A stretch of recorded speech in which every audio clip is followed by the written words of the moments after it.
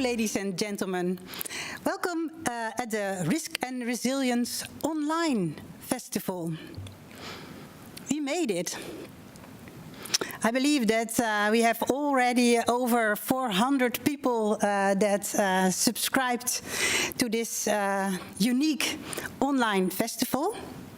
I see in the chat people from Drenthe, Leiden, Amsterdam, Drachten, Tiel, all kinds of places. And that also gives me the opportunity immediately to ask you all, please only use the chat. There is also an option for questions and polls, but we will not monitor that. So we will only monitor the chat. My name is Petra de Weert-Nederhof, and next to me is Dick Wijnveen.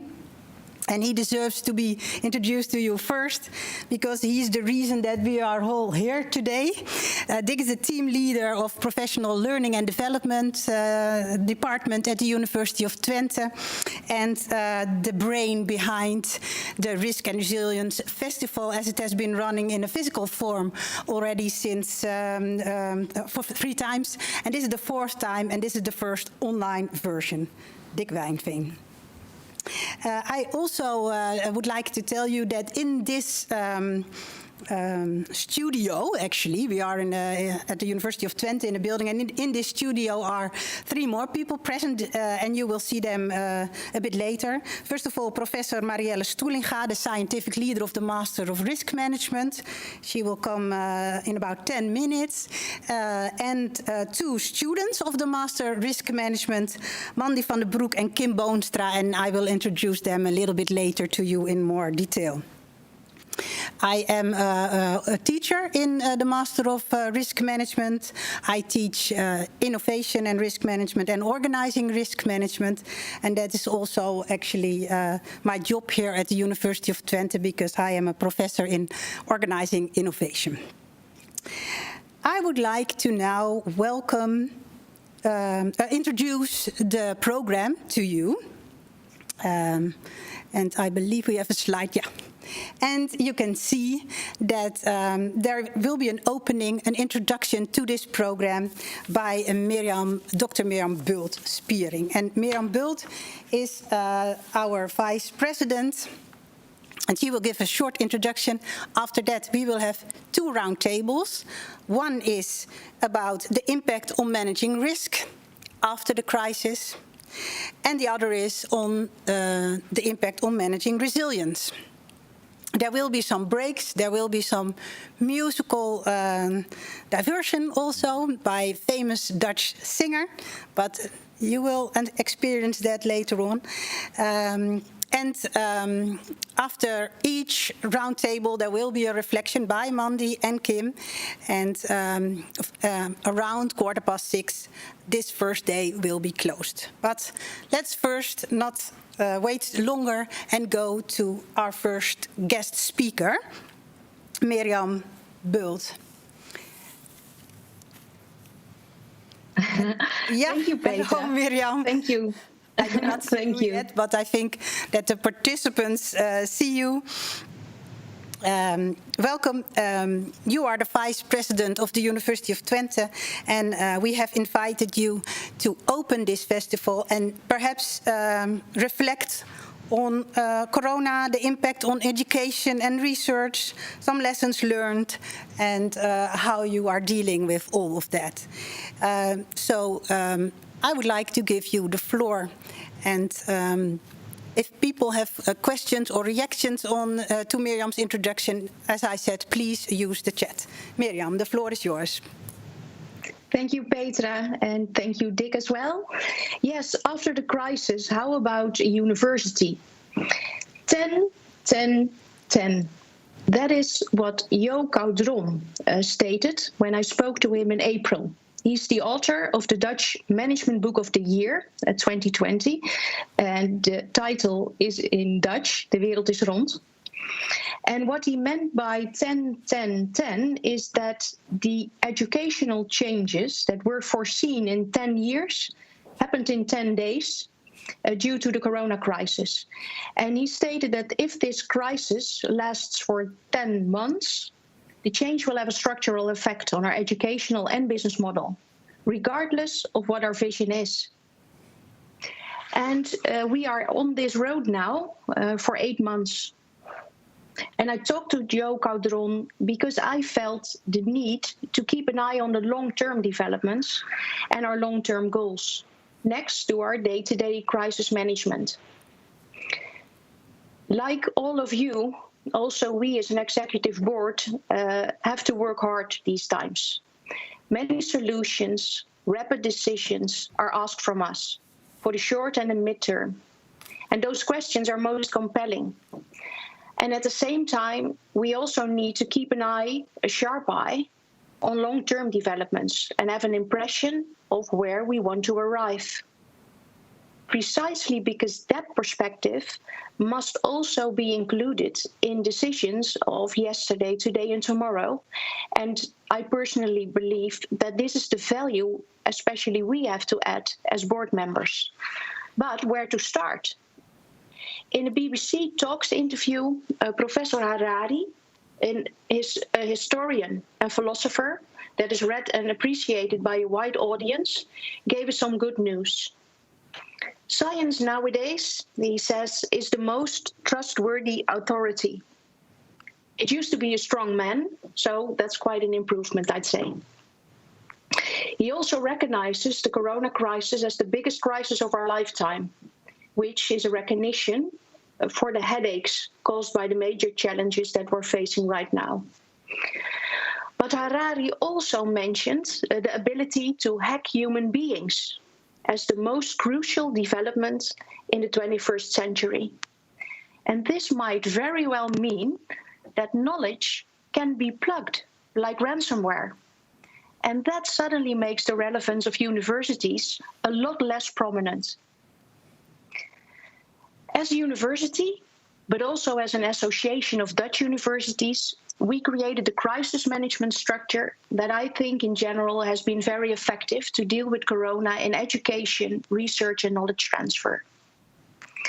Next to this, we designed a process to focus on the long term, again, both as University of Twente as well as the academic sector.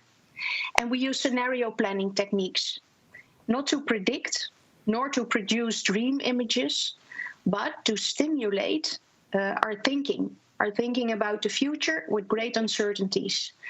And as you all very well know, scenario analysis does not provide forecasts, but it does offer perspective.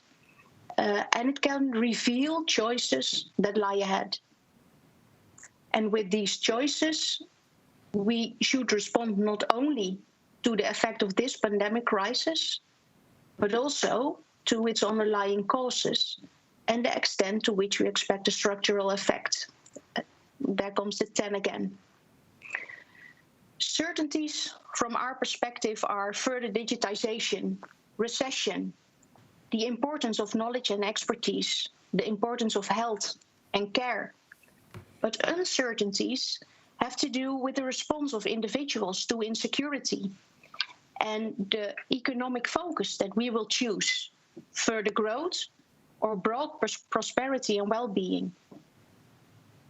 I think that where we all want to go in the long term together is nowadays increasingly important in the corona debate, because opinions and requirements are increasingly contradictory.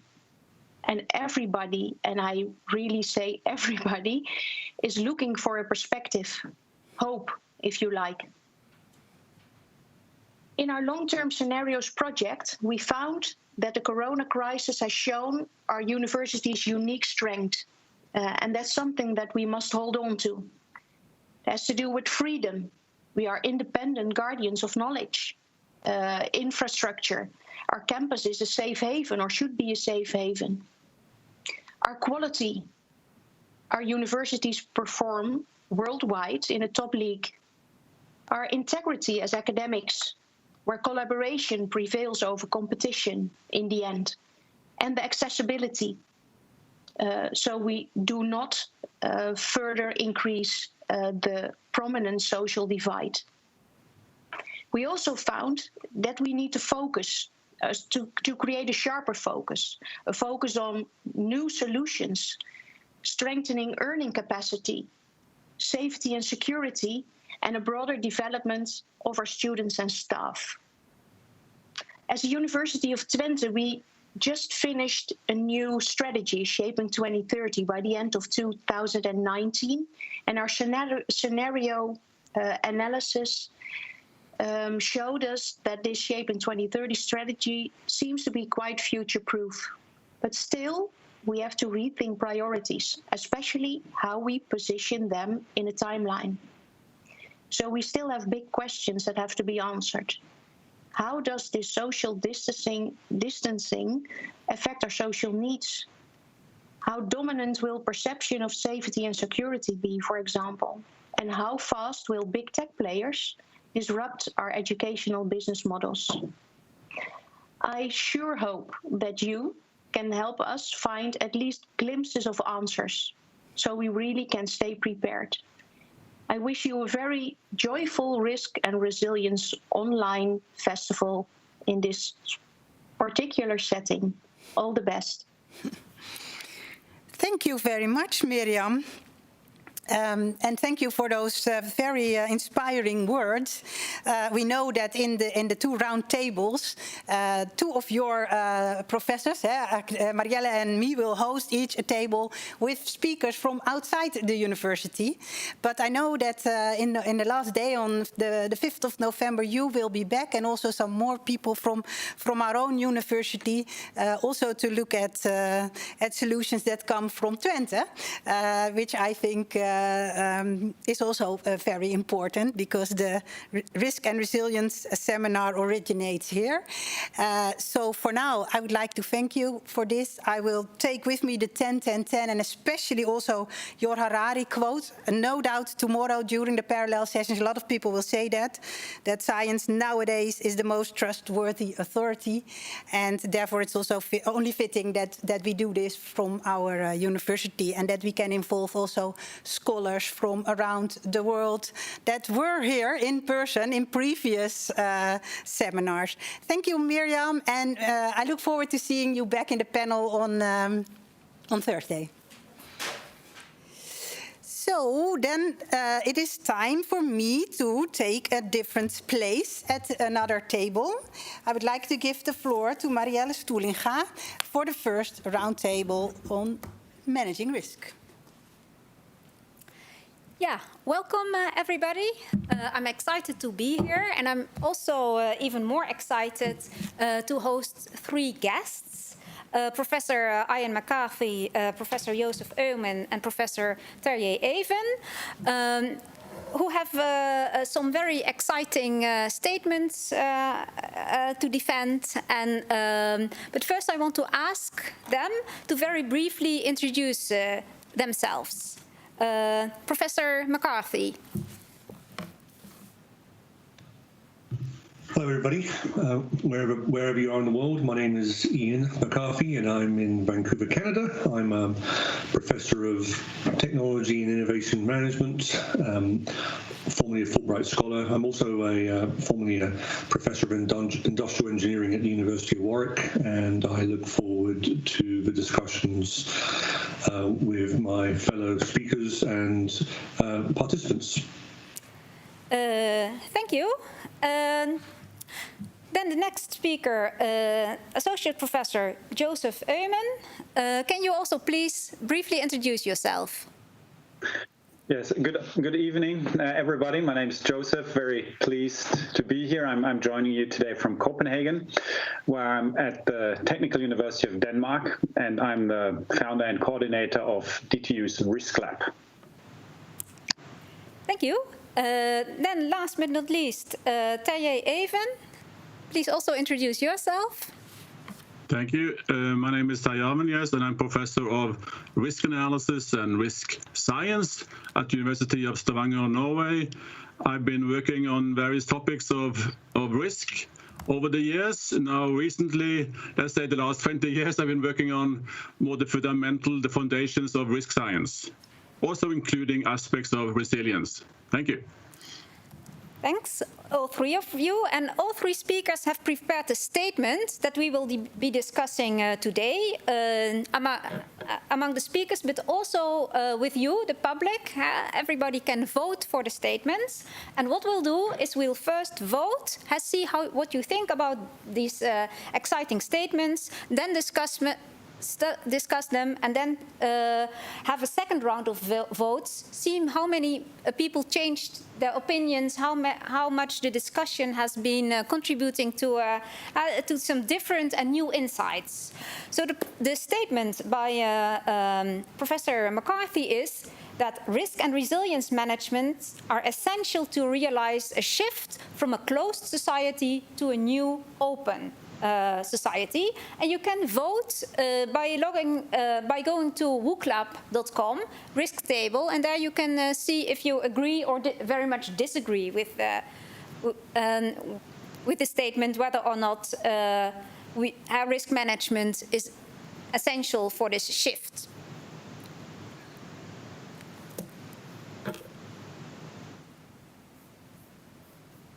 You can also use the QR code to go to the WOOC Club page and then see how much you agree or disagree.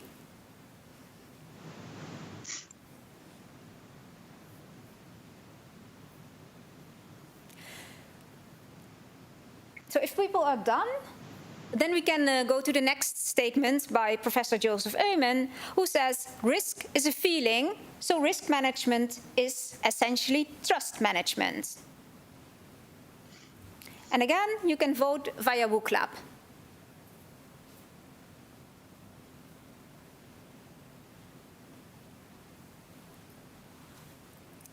So agree, disagree, or don't know.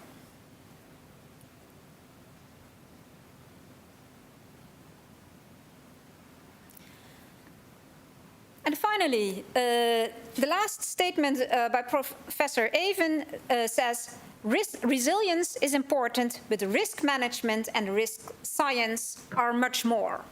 And again, a vote as before.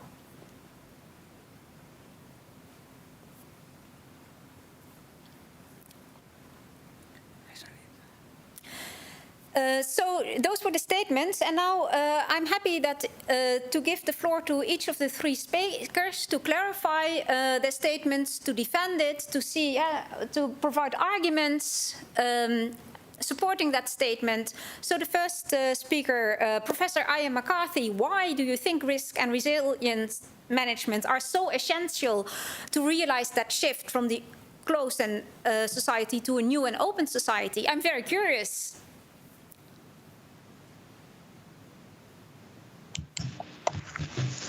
Thank you. We all know that in terms of being individuals, families, communities, members of organizations,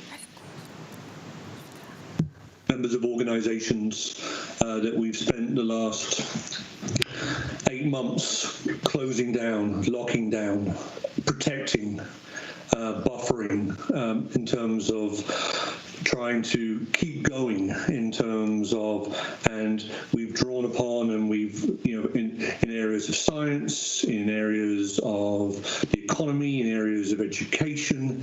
You heard the opening talk from the Vice President of 20 talking about how the whole industry of education, her university, have been working hard to function and survive, and all the time they're drawing upon practices and concepts to do with risk and resilience management. My statement is that as we shift back and realize a shift to what will be a sort of new open society, as we try to reopen, we have to adhere to and use the same practices. So if you look at the next slide, please. When you look at the... Can we see the slides? Yeah, thank you. When you look at the closed society in terms of it being local and separated and regulated and reacting and resisting and bouncing back, that's where we are in terms of what we've been experiencing the last 8 months. We're trying to prevent flows, we're trying to prevent connections, we're trying to prevent contacts, or to prevent largely health damage, but also the economic damage that comes of health, but then also the economic damage that comes from a closed society. At some point, we are going to transition to a more open society, and it will probably be very different in terms of how global it is or how interconnected it is. How regulated in terms of, everything from how we, treat food, how we treat people, to how we sanitize, to how we travel in terms of going forward. And what I argue is that when you look at the connection between those two worlds, risk and resilience is going to play a major role in terms of how we as individuals, as we as organizations, how we acquire knowledge to do with risk and resilience, how we assimilate it, and it becomes new thinking. So, if you imagine all the new thinking that households have now in terms of individuals, households, companies, they have a very, very different mindset around risk and resilience because they've been forced to acquire and now assimilate it. And then in terms of going forward, how will they develop this into new realities, new practices, new services, new connections, everything from supply chain management to how we interact at school, to how we teach or do not teach students at universities, to how the airline industry will operate, to how the food industry will operate, to our view about vaccines. When we look at these things, we're seeing that this is going to be, and we use the word exploitation. Exploitation is, what does it make us in terms of a difference? And so what I want us to think about is in terms of all the risk and resilience practices we have to get where we are now, and to understand how these are going to be the same principles and the same practices which allow us to innovate a new open reality. Thank you. Thanks. Let's see if there's any comments in the chat. Not at the moment. Not at the moment. So let's move on then to Professor Joseph Eumann for supporting your statement. Risk is a feeling, so risk management is trust management. And Joseph also has slides.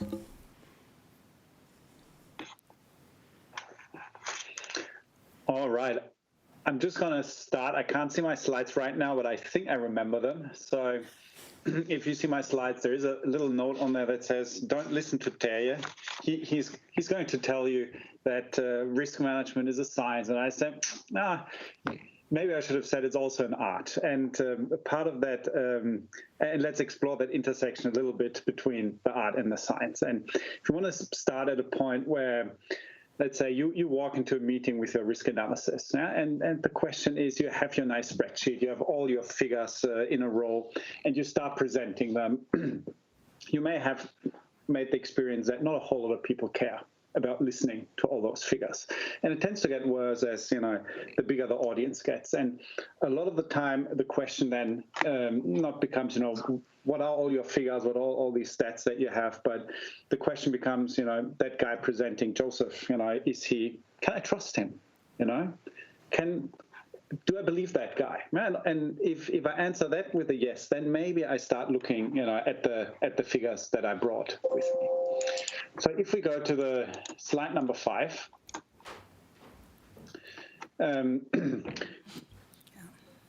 I hope if you're students of risk management, you recognize the figure. It's Prometheus. It's a little shot that I took when I was visiting Chernobyl last year. This may sound strange, but it was one of the best days of my life. And very, very exciting story situation down there. And Prometheus is in front of the administration building now of the nuclear power plant. Used to be in the city center of Pripyat. It's a fantastic story. Prometheus stole the fire from the gods for us, and he paid a price. So a very interesting risk-benefit story. And what I want to talk about here, the first factor to talk about risk as a feeling that I'd like to point out is the effect of heuristic. That is an effect that we see that our brain only has quadrants in its risk benefit profile. Either something is high risk and then it is low benefit, or it is high benefit and then it is low risk. So if I'm convinced that nuclear power is going to save the planet, I will discount the risks that come with it and say, oh, they're manageable. But also the other way around, if I'm convinced that the risks are just enormous, I will discount the benefit of it. So one factor here when we look at risk as a feeling is understanding that relationship of where do I come from. And that is really relevant for our organizations, because if I'm totally excited about a project, about a new investment or so, I will emotionally tend to discredit the risks. And if you're a risk manager in an organization, you've had that experience. Have you walked into a room and we're just pushed up because people said, no, this is great, don't worry, we'll take care of it. The second factor on the next slide, number 6, I want to look at the role of trust. And I brought one paper. There are many things written about trust and risk management. Here's one. It looks a bit messy, but it's really interesting. The story here is that trust lowers risk and not the other way around. You don't lower risk to build trust. Here, the paper looked at why do people reject or accept wind farms? And one of the key factors here was institutional trust, because it does two things. It impacts if I perceive something as fair, and it impacts if I perceive it as risky. And those are two of the main drivers when it comes to acceptance or rejection of a project. You have the logo of the Danish Road Directorate next to it, because their strategy is to be, or their risk management strategy is to be Denmark's most trusted organization. Because when they start building a highway through your garden, they need to draw on that bank of trust that what they're doing is sort of beneficial and in the interest of everybody. And then the last short content slide here, number 7, or the last third element I want to look at is an oldie but goldie, our relationship to uncertainty and controllability when it comes to risk perception. And it's a classic paper by Slovic here that basically saying, there are good ways to die and then there are bad ways of dying. If something's uncontrollable and not observable, like a nuclear power plant exploding, I'm really afraid of that. If it's voluntary and if it's known to me, like going skiing, which is enormously expensive, what I like doing, kite surfing, then the risk is fine. Although by the numbers, it's through the roof. And I'd like to close with sort of a quick reflection of this risk as a feeling towards our current situation. Because if we now think about Corona, so let's pick a factor, uncertainty. Lung fungus killed school kids wearing masks. It's something that I found on German social media, and sort of a narrative around, can you prove the absence of this lung fungus if you wear a mask? Have you studied it? No, you haven't. So how can you tell me that it's safe for my child to wear a mask, if maybe this happens? A very, very effective way of creating sort of risk perception. And the answer to that is to lead with facts and not sort of spread these doubts. The second important factor here, if we want to pick up on the benefit side that we discussed first, is that you'll find risk perception being influenced by folks emphasizing the disadvantage or disbenefit of something, and therefore implicitly increasing the risk perception. So, for example, saying, I've seen a study that if you wear masks, you actually get COVID to a much higher percentage. What they're not saying is that, well, in hospitals where they wear a lot of masks, maybe back in the day that used to be the case. So by criticizing the benefits, sort of you drive up risk perception. And the last example here where we... a short example, please. Yeah. Then we move to the next speaker. Yes. And the erosion of trust that I want to close with, sort of to the middle point here, by the examples that we see today where people sort of shout at one another on social media, is, I think, a nice and scary example how risk and trust relate to one another, because by blowing up these conversations and amplifying sort of the fringe voices, we actually erode trust at a much larger scale as those voices would warn. And now I'm going to shut up. Thank you. Yeah, thank you, Professor Eumann. So, is risk a feeling, or rather, is resilience much more important? Is resilience important, but risk management and risk science much more? So, Professor Terje Even, please provide us with your insights. Thank you very much. It's a pleasure to be here and discuss with the others, and in particular, that risk is not only feelings, but I come back to that. Thank you. Can you show me the slide, please? The next one, yes. Yeah, so it certainly has been a call recently for not removing, but giving more weight on resilience compared to risk. And I think that makes sense. If you look into what is actually the current thinking in relation to risk, it is to give a lot of emphasis on resilience. There's no conflict in relation to this. I often say resilience and risk are friends. And looking into the next slide, please.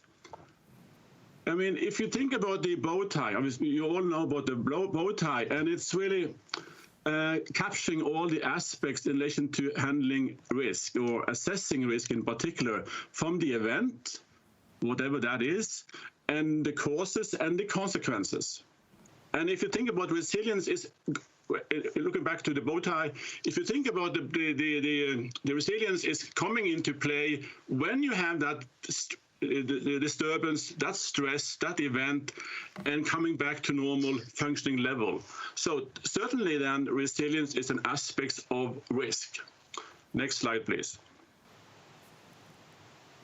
So risk science, this is much more than that aspect of that bow tie. And risk science is covering what you see on this slide. I mean, it's covering the concepts and the principles, the approaches and methods and models in relation to risk assessment, risk perception and communication, as Joseph was talking about risk perception, risk management, and more. And with all the applications.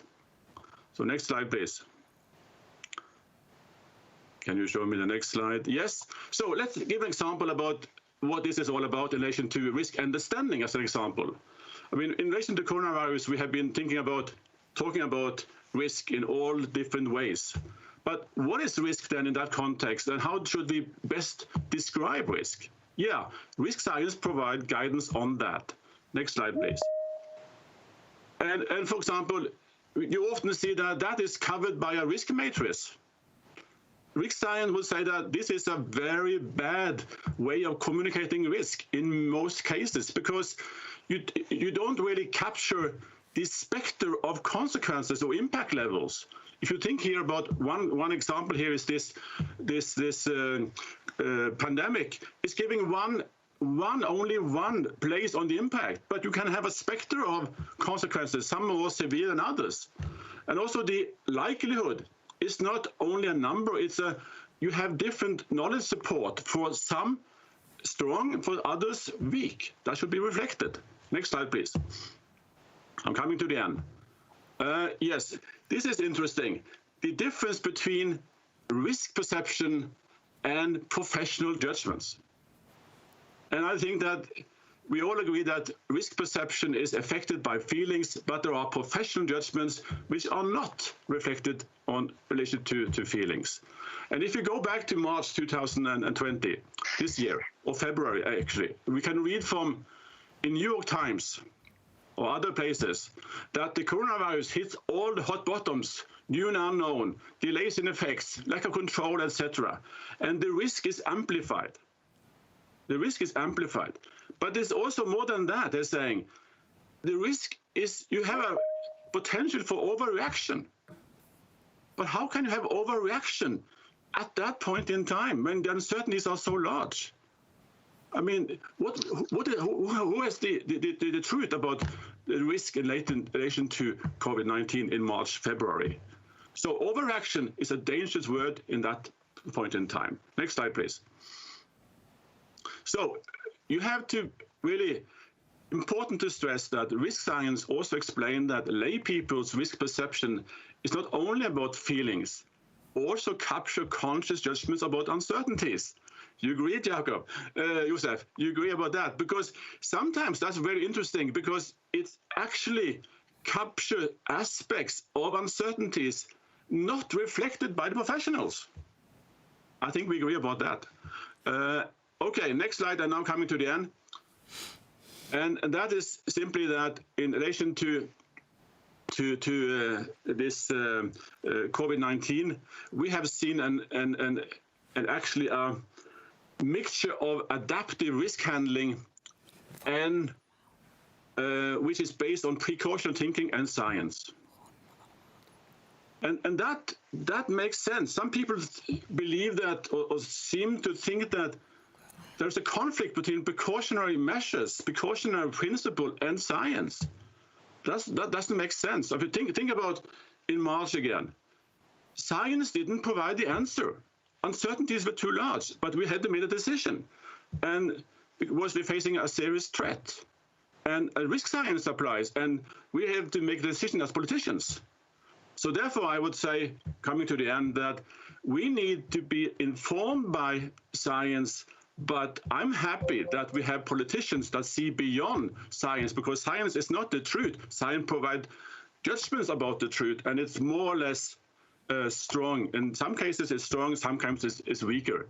And we need to have that in mind. Science is not one voice. It's always contested. Thank you. Thanks a lot, Professor Even.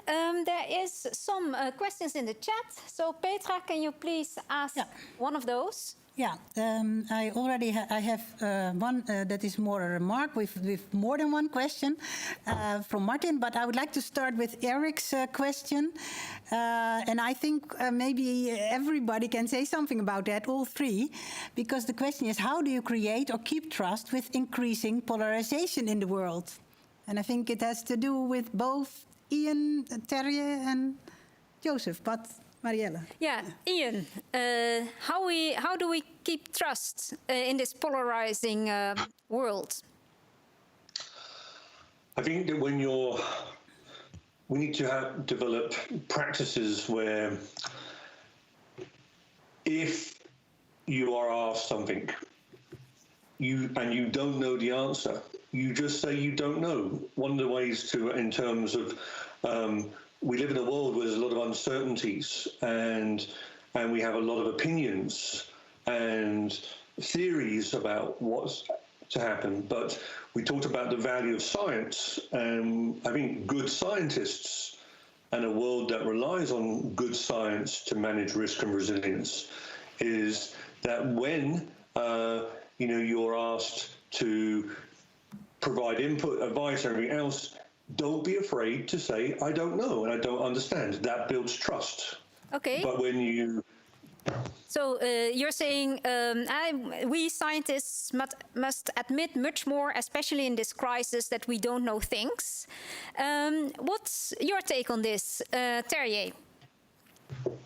I think it's the idle. Is that really trust? I mean, I in general would argue that we need that kind of distrust. Partly, I mean, some level of skepticism is good, as I think you also say, Ian, that there is a need for having reflections, because there is, I mean, if you start to have this kind of, there is only one solution, and try to, in a way, hamper the scientific attitude of questioning, we are into trouble. So there is a need for a somewhat skeptical, I think I often talk using this kind of metaphor of having the balance between confidence, science have something to say, at the same time being humble, because there are uncertainties and there are risks. So that kind of issue, that is what it's all about, I think, finding the right balance between confidence and humbleness. Thank you. Yes, so I'm just having a look at your WUCLAV results, and it's really 50-50. 50% of the people agree with you, 50% doesn't, which is nice because this is maximum uncertainty. In the meantime, we have two more questions. Yeah, let's pick one other question. Yeah. So Martin says, I agree to most, but risk awareness is still a bridge too far within our company. The gut feeling prevails, but we are now forced to shift from a reactive way of handling risks to a predictive way. So a forced risk awareness, if you will, which is a step ahead for us and provides a sort of resilience. Who wants to take it? Maybe Joseph. I think the question raises a good point, and that is the point of what's the value of doing this risk management exercise in our organization. And I think that a lot of the risk management practices in the past have been sort of prescribed as sort of a compliance or mandatory or regulatory requirement that needs to be done. And that makes it, unfortunately, very easy to lose track of why are we doing this, for the benefit of our organization, and how does it help us to do our real job. And I think that's what we need to reflect on here as well. How can we link this, for example, with the strategy process in the organization? Is that what are the questions that the decision makers have, and how can we then support them with the new practices that we're introducing? And I think what makes it hard is that there's not a one-size-fits-all answer here, and that different wordings and different emphasis may work in different organizations. And so I think the key here is to just actively explore what makes sense for your organization, and not necessarily ask the question of what is everybody else doing, because that may not be the right thing for you. Sure, but and this sense-making process, what makes sense for your organization, should that be based on a feeling, or should that be based on science? Hopefully it starts with a feeling and ends with science. Okay, yeah, that's a very political answer. May I have a comment on this? I think that it is. I appreciate that Joseph is coming with this kind of provocation in relation to feelings, because that's quite a cool thing to do. But I think we need to really be clear that we have the distinction between risk perception, which is influenced by feelings, and we also have to appreciate that we have professional judgments that have something more than the perception aspects. Sure. I'm not saying that perception is not important, but we need to make that distinction. But so indeed, there's a difference between risk perception versus real risk. I mean, one of my personal favorite examples here is people texting while driving, which is very dangerous. But people don't feel that as very risky, whereas many people are afraid to take a plane, whereas that is very non-risky, but people feel it as risky. But in that sense, how do we? Are there any good techniques to, let's say, make those subjective, have those feelings versus figures, to put them closer together? Can we do something to unite objective versus subjective risk? And maybe before you answer that, some quotes from the chat that align with this. Some people in the chat are talking about whether risk awareness and gut feeling contradict each other. So that also has to do with it.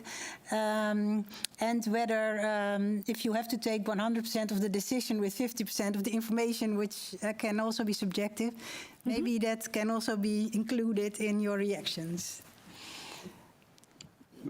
I would like to comment on that, because I think that this old distinction between subjective, objective is not working. I mean, our risk categorizations are also subjective to some extent, but that's something else. A real risk is also a very hard word to interpret. So I would like to say that your professional judgments characterizing the risk based on your knowledge, that's something.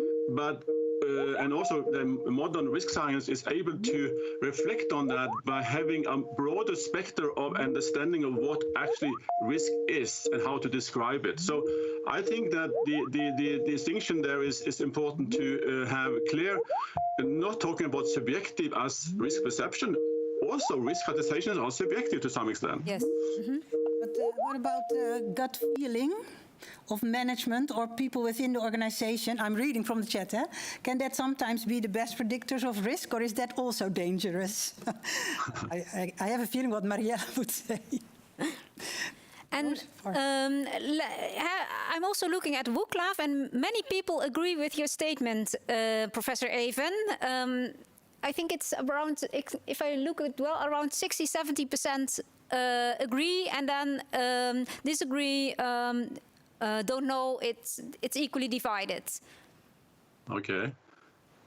I think there are different schools nowadays, and some people are really eager to emphasize resilience, and some, in a way, are saying that is actually covering basically everything in relation to also risk. And I think that debate is I think, partly a blind alley in my view, because there should be no conflict. We absolutely need resilience-based thinking. And we also need risk, because we cannot just increase the number of ventilators, because we need to take into account the costs. And then we're into risk. So you can't escape. Okay. Yes, Professor McCarthy? In terms of the question about gut feelings or more analytical approaches to making sense of reality, I would suggest people would look into what's known as the ambidexterity literature, how you sort of flip-flop between different modes of learning, so different modes of resilience or different modes of risk. It's a fundamental approach of how individuals, teams, organizations would switch from different sort of approaches to doing either risk or innovation or resilience.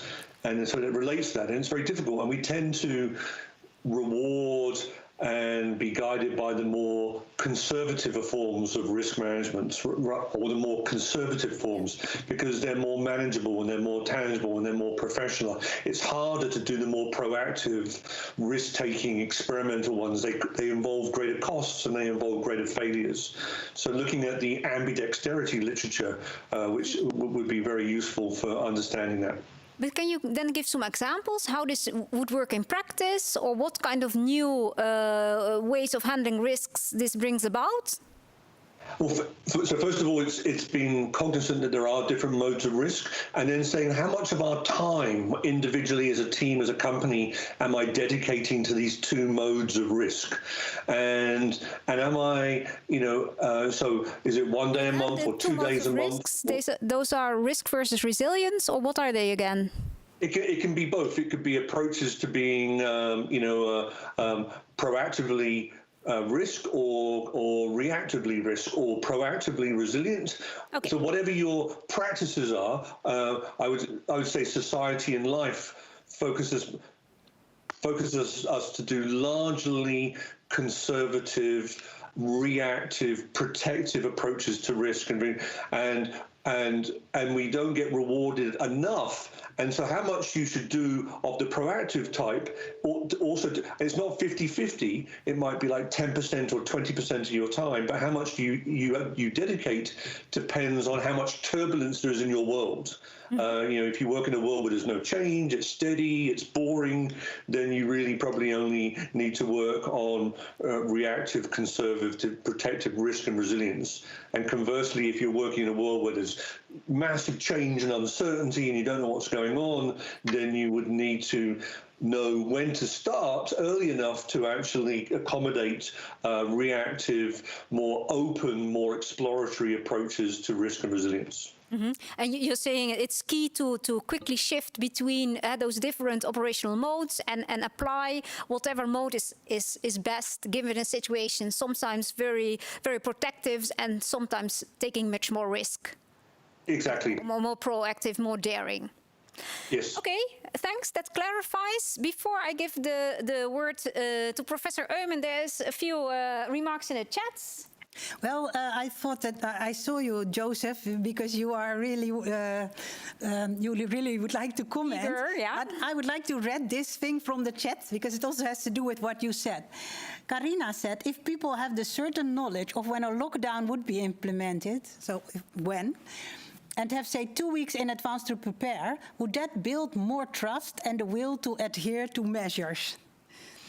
So I thought that might challenge you next to what you already wanted to say.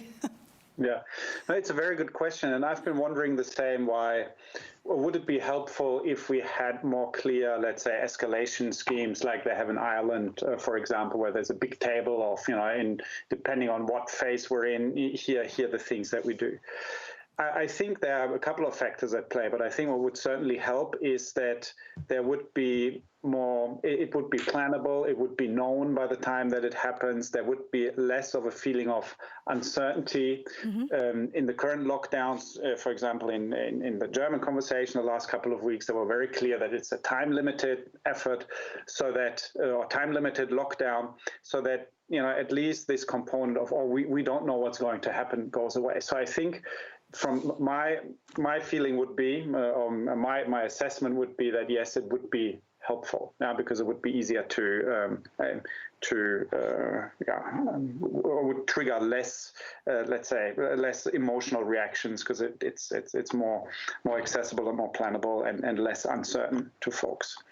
But if you want to come back to the conversation of sort of gut feeling versus sort of the analytical approach, I'd like to offer one additional perspective here, and that is, I think once you have a gut feeling about a situation, you can't walk away from that. You can't tell somebody, oh, your gut feeling is wrong, and here's the correct answer. You need to engage with that. And I'd like you to look at that as an opportunity now to make risk management relevant to that person who already has a visceral reaction to the topic that you care about, the risk. And I think that opens up possibility to talk about, well, what's your gut feeling about, and what is the kind of value or service that risk management can bring to the table?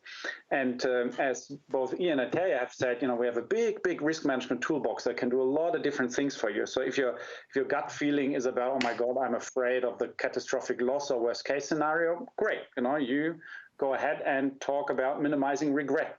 If it is about, oh, there's so many things I don't know, then, well, great. We can figure out what's the most effective way of reducing that uncertainty or accommodating it in our decision-making process.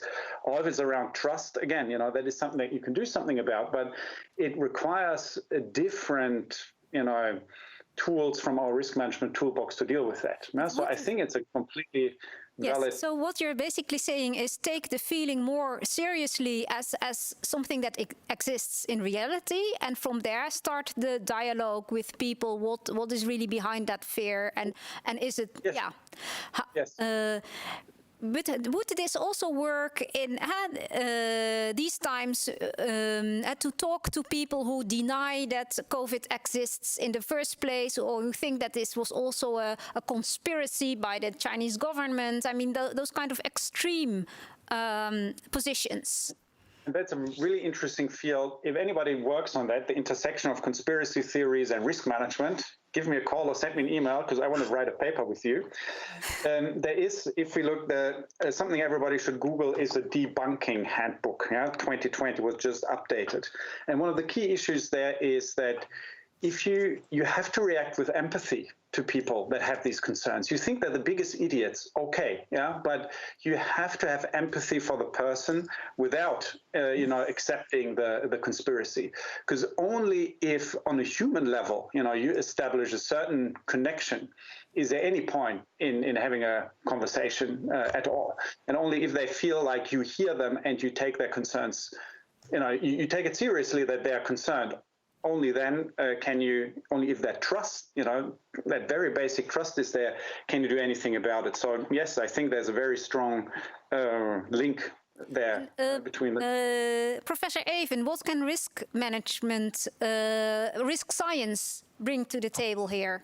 Okay, can I think, because I have a question in the chat that is exactly related to Marielle's question. Okay. Because Henk says most companies are certified to different management standards where risk assessment is a part of.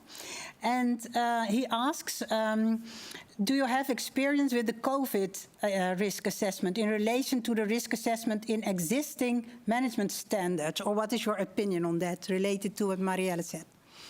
Well, I think I would like to follow up the discussion that was there, because I think it's very interesting. And it is not, I'm trying to, also in my introduction, to say that current risk science and understanding is really absolutely acknowledging the importance of uncertainties and the perception related to that, because the traditional perspective on risk has been quite sort of narrow historical data probabilities, which I think is dangerous because it doesn't reflect all the important aspects of risk.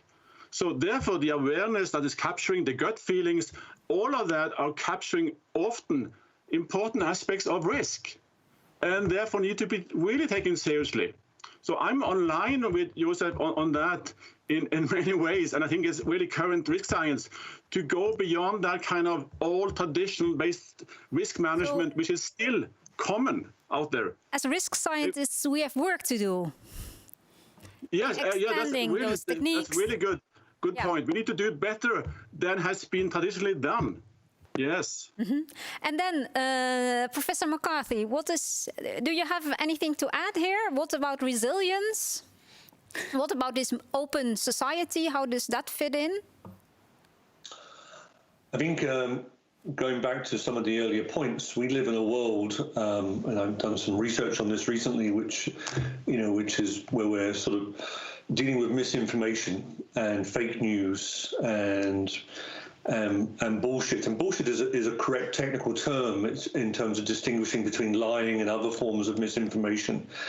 And the uncertainties feed that information. When things aren't perfect, when we all know that gravity works. I drop my pen, we see it. That's a fundamental law.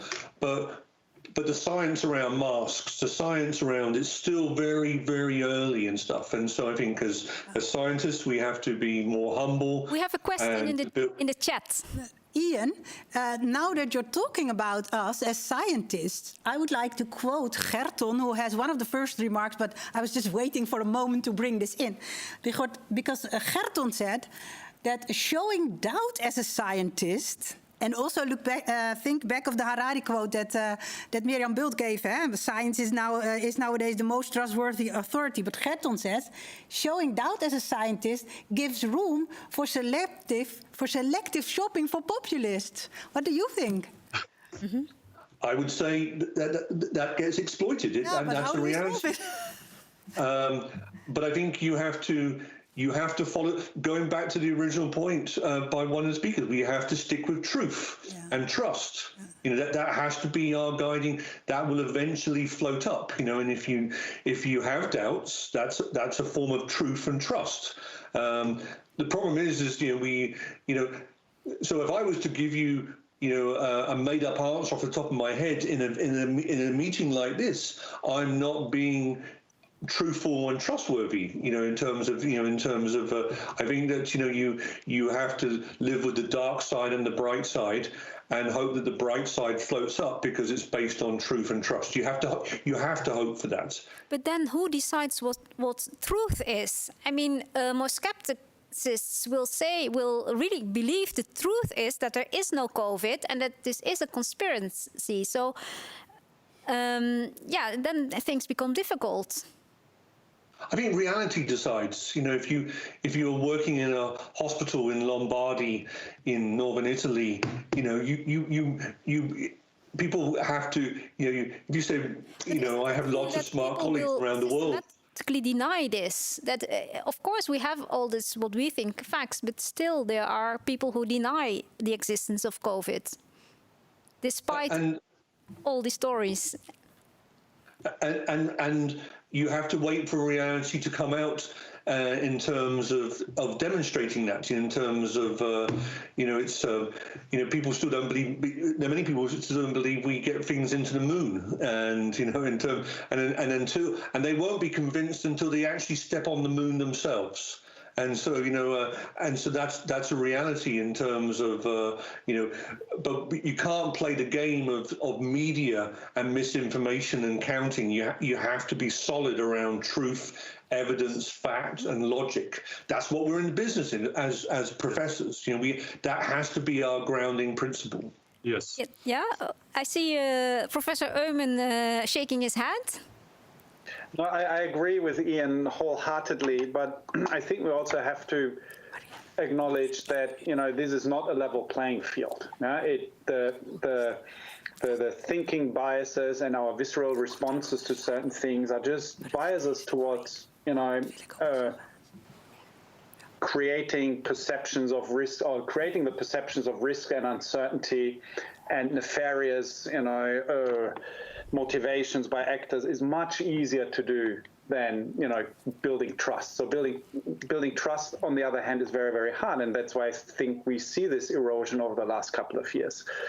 That's why I think it's not just a job for us sort of scientists to be solid and respectable in our conduct, because nobody can expect us to be perfect. I think we have to figure out how we can continuously build on this social cohesion, on this trust in institutions, the trust in experts, acknowledging the limitations that are there. And I think that's a bit of a tricky question that I don't think we've answered that yet. Okay, I think this is a nice point to wrap up. There are many things, of course, we haven't figured out yet. We have work to do as risk scientists. We have to take both facts, figures, and feelings very seriously. And I want to truly thank all three speakers, Professor Joseph Oman, Terje Even, and Ian McCarthy. And I want to invite everybody online to vote again for the statements and see if people have changed their opinions and have less trust or more trust in the statements. Yeah. So the vote will be open during the break. So because some of you in the chat told us that they didn't have enough time to vote, so we will keep it open now, and let's see what changed. Also, there are still a few unanswered questions in the chat, so I'm just putting a little bit of pressure on Mandy and Kim to, after the break, maybe do something with those. Thank you, everybody. Don't leave. Stay on, because there will be another roundtable on managing the impact on managing resilience, and that will be after 10 minutes. Musical break by a Dutch singer, Niels Geuzenbroek, and I think he will introduce himself in after this. But let's first give a big applause to the whole panel of today. Thank you, and see you in 10 minutes. Hey guys, Niels here. I'm a Dutch artist, songwriter, and I've been asked to play a couple of songs for you guys. Welcome to the online event. It's about risk and resilience, and let me tell you a little bit about my, risk. I gave up my day job to become a musician, so that's quite a risk. I jumped this huge giant leap and just went for it. And I've been quite successful in a way, especially in Holland. I've had some songs played on the radio, and I was fortunate enough to play a lot of gigs the past few years. And here we are in the COVID era, which is lasting for 9 months and counting.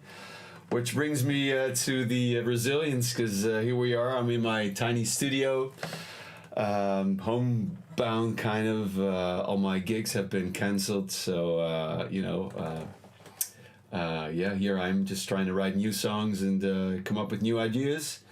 It's all about adapting, and at least you can see, hopefully I'm smiling most of the time, and I'm still happy to be able to do whatever I like doing most, and that's playing music. And I'd like to thank the organization for the invite to sit here and play. Unfortunately, I'm not able, as same for you guys, to play for you guys face to face. It will be a difficult thing either way, because you guys come from all over the world, so that's not going to happen. So thank God for internet, and we're still able to play and interact with each other. I wish you guys all the best, and stay healthy. Enjoy the 3 days event, and hope you learn a lot, and hope you guys can come up with new solutions for the future to come. I'm going to play, it's just me and my guitar, so it's going to be just a couple of intimate, rootsy singer-songwriter songs, and all written by myself. First song I'm going to play is a song, it's called Deep in the Water, which kind of like covers the whole idea of like the sentiment and the situation we're in now. And here we go.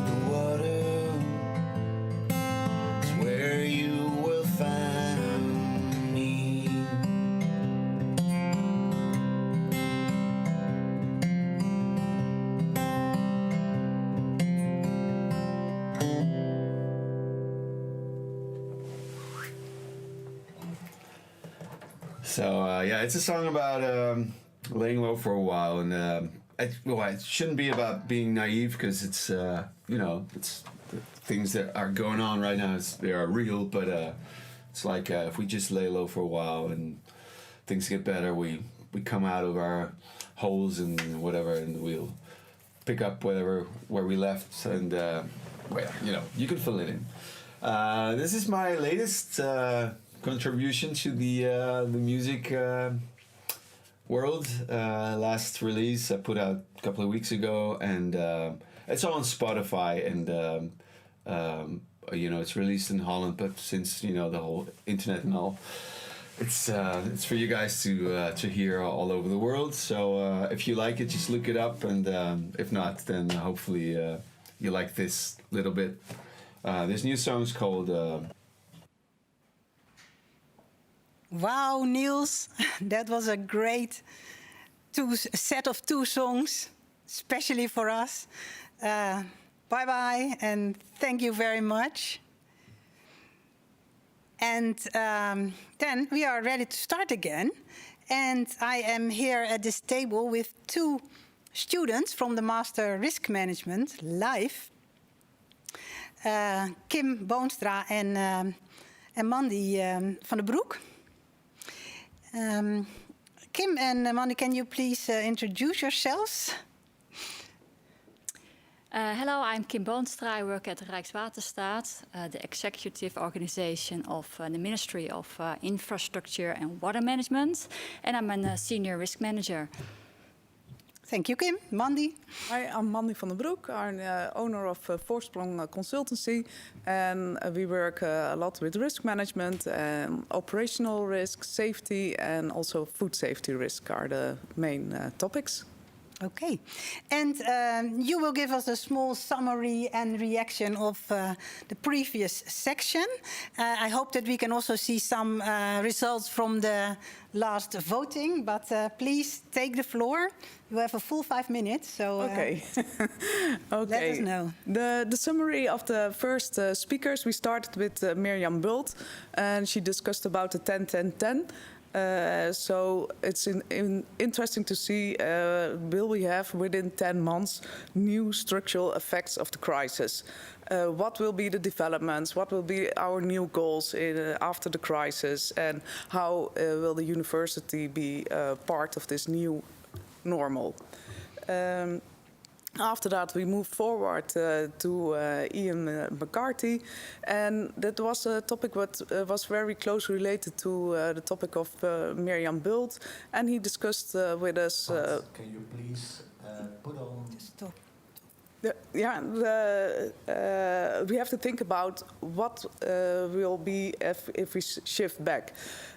We have to think about our absorptive capacity and what will become the new thinking, the new reality, etc., new practices, and innovate a new common reality. And that answers as well the question in the chat. I believe it was again from Greton, is that are we still in crisis or is this a new reality? And I think it is an answer of that question. Yeah, the 10 months. Yes. After that, we move forward to the presentation of Joseph. And he started with a statement, who cares about spreadsheets? And we have to think about the positive effects and the relationships between the benefits and the risks, and that we have to become trusted organizations, and that we have to make sure that the risk perception is based on facts. After that, we moved forward to the presentation of Terje Even. And he told us that risk is not only feelings, but emphasis also on resilience and relation between resilience and risk aspects. So we have to make sure that risk science provides guidance in the future, and that the impact and likelihood of risk will be affected by feelings, but also captures uncertainties. And that was a good start for the Q&A. After that, within the Q&A, there was a kind of discussion about how we have to use the wordings. Is it objective? Is it subjective? Do we need to manage risk on gut feelings? But we have to make professional decisions, and it sure has to be based on truth and trust, and the truth should be solid and evidence-based.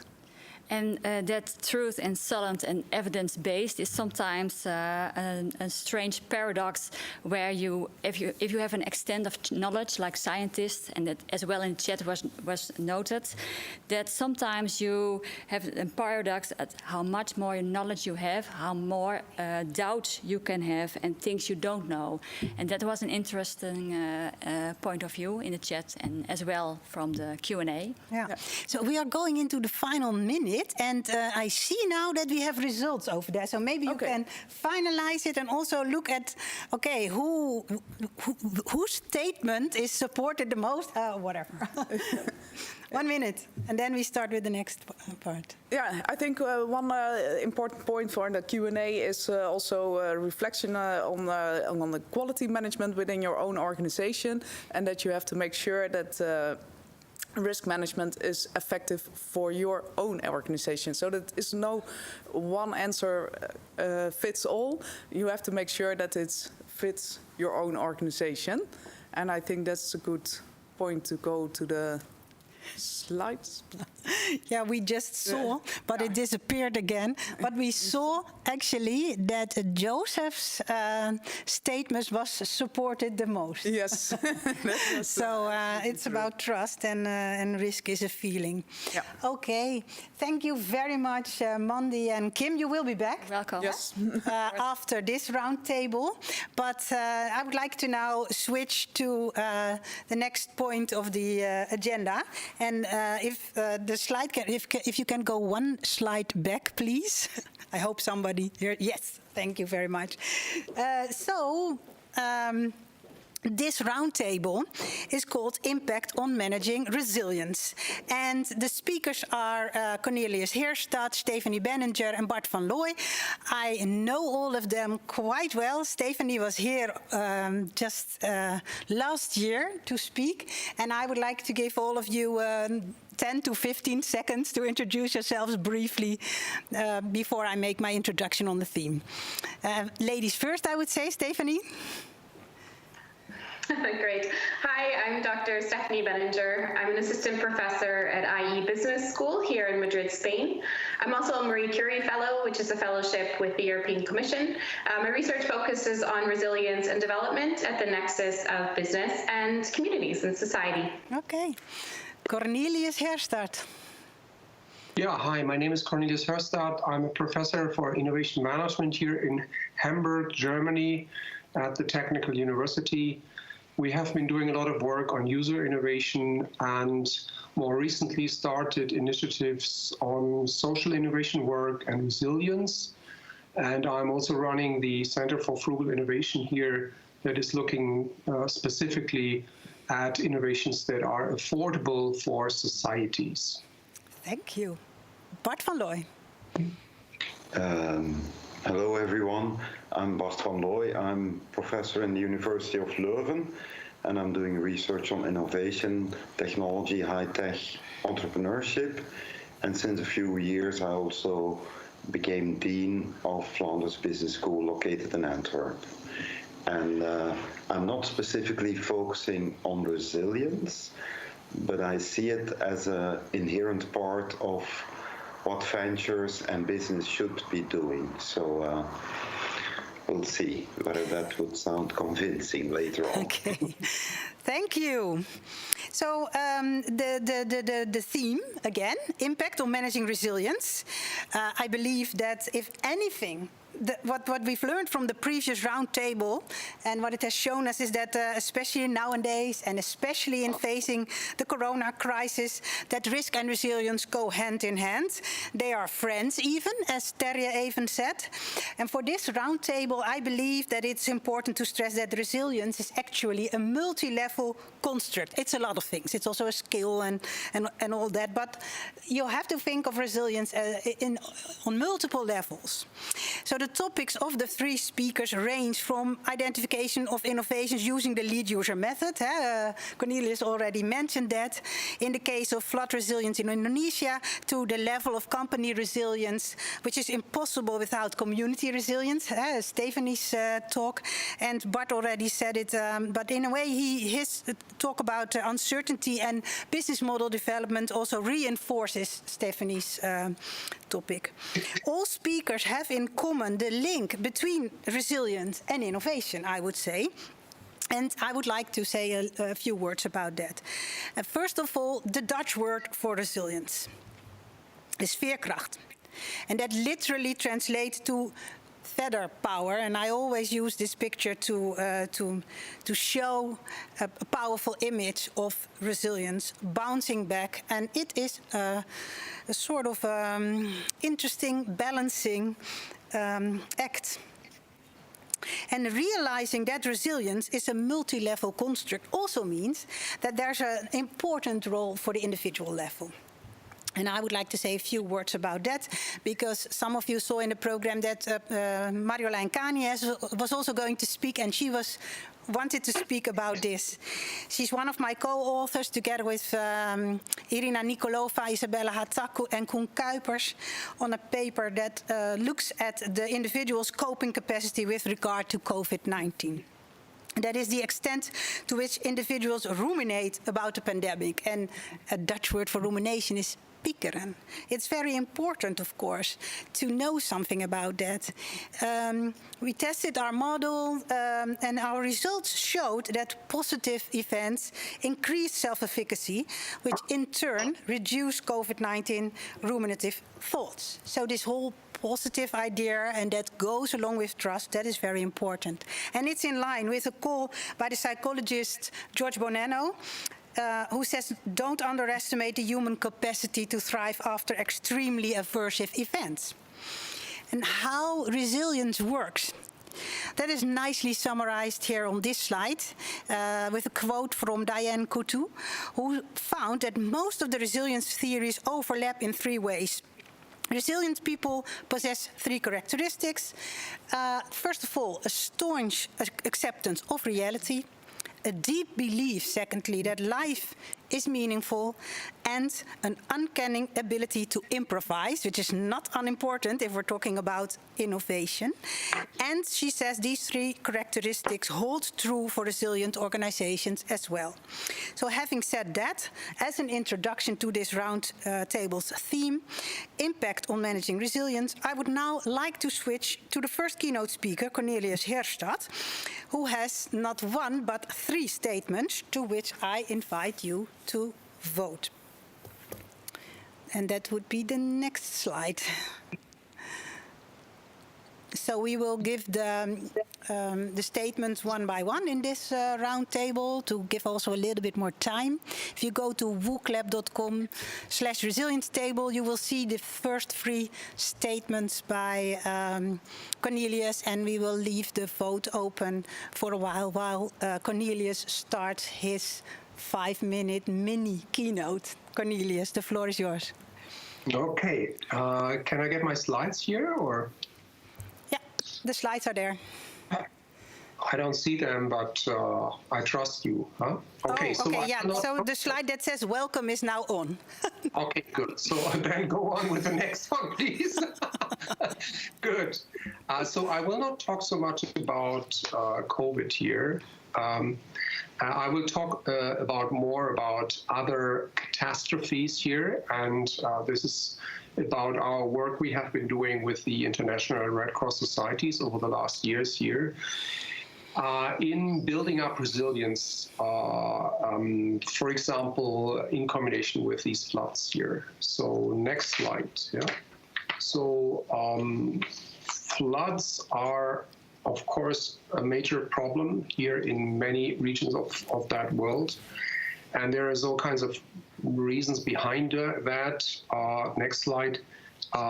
On the macro and micro level, it's about climate change, urbanization, improper waste management, deforestation, all kinds of things that cause massive floods in many parts of Indonesia. Next slide here. Yeah. And we have been doing, as I said, work with the Red Cross. And the idea was here not only to react on these terrible things that are happening all the time, but to kind of better prepare people who are being affected, constantly affected by these floods and other catastrophes. So, and the way we have chosen was, and that's different from how it was done in the past, to include people who are directly being affected here and who have built up over years or even decades their own experience and ideas how to cope with these disasters, yeah, and to give them a voice. So it's about inclusion, including people who are directly being affected. Next slide. So in order to find especially qualified people, no, you have to go on. Next slide. In order to and next slide. Yeah. And in order to find people who are qualified, especially qualified to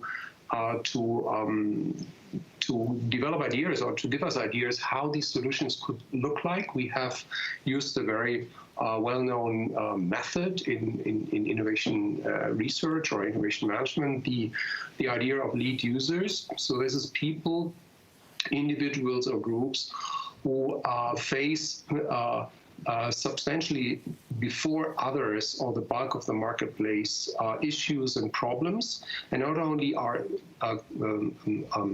familiar with these problems, but come up with their own solutions because there are no solutions available. Yeah, and if you think a minute about an island somewhere in Indonesia, and there are many thousand islands, there's probably many people who never receive any help and who have to make sure that they survive here. Yeah, so we were looking at these individuals and people who are directly affected by these catastrophes and who have developed their own ideas. Yeah. Next slide. Yeah. So in doing so, we could in a couple of months identify roughly 25 solutions here in all kinds of areas that are referring to these floods here. Yeah. And just one example, next slide, to give you an idea, a rough idea what I'm talking about here is, for example, this year, in order to better cope with landslides, yeah, through massive deforestation and massive rainfall and these things, yeah, people have started to plant vetiver grass, and this is a very unique plant that develops very deep roots here, and by that is kind of stabilizing the grounds here. Yeah. So the interesting thing of that is here was the question: how are we going to incentivize people to do so, to plant these vetiver grass plants here? Yeah. And the thing here is that the plant itself is producing an oil that is very precious and is constantly used by the pharmaceutical and chemical industries. So, and the agreement here was that if villagers and people would be willing here to plant on massive scale these vetiver grass, they would be at the same time allowed to harvest the flowers and to extract the oil and to sell it, and to have their own little income base. And that's an interesting thing here, and this is why I said, well, it's not only enough, to present workable solutions in an environment like that here, but you have to also make sure that people are directly incentivized here to pick up these things and to do something about it here. Yeah. And that probably can also be somehow transferred to what we are experiencing here now with regard to COVID here.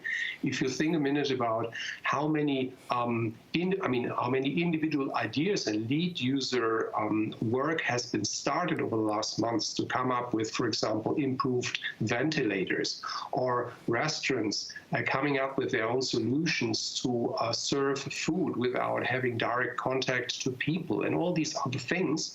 This is interesting, and it speaks also in favor that, this basic mechanism also works here in combination with COVID here, yeah.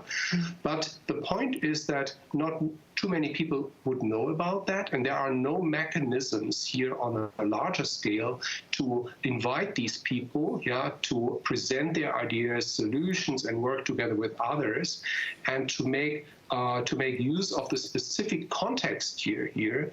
And I think the situation could be improved by making more use of that kind of knowledge and inviting lead users, but also other affected people to directly contribute based on their knowledge and experience. So that was my statement. Thank you very much, Cornelius. And I just saw already one question in the chat, and I will read it, not necessarily for you to answer it immediately, because I will keep it in mind, but I think it's also a nice bridge to the next speaker. I'll first let you know what the question was. So Carina asks, who's responsible for building resilience, government or society, or both? Maybe if we can have you already see the statement from Stephanie, community resilience, that's also important. And Carina also asks, should governments invest more in getting people to prepare and rebuild themselves, or should they invest more in planning and rebuilding safer through spatial planning, poverty reduction, education, healthcare, etc.? I think these are really important questions. Do you have a 15-second reaction to that, Cornelius, before I go to Stephanie? Well, I think it would not be enough, to say, let's lean back and it's the obligation of the state to take care here. I think that would not work. And these examples I was referring to, the many lead users who became active, for example, in Italy, 500 ventilators being distributed to hospitals, created by people, non-professionals, so to say, but who knew how to do these things here. That's a good example for how everybody basically can get active here. Of course, only to the extent he can contribute here. Yeah, okay. But I think everybody is affected, and everybody is kind of responsible to contribute here.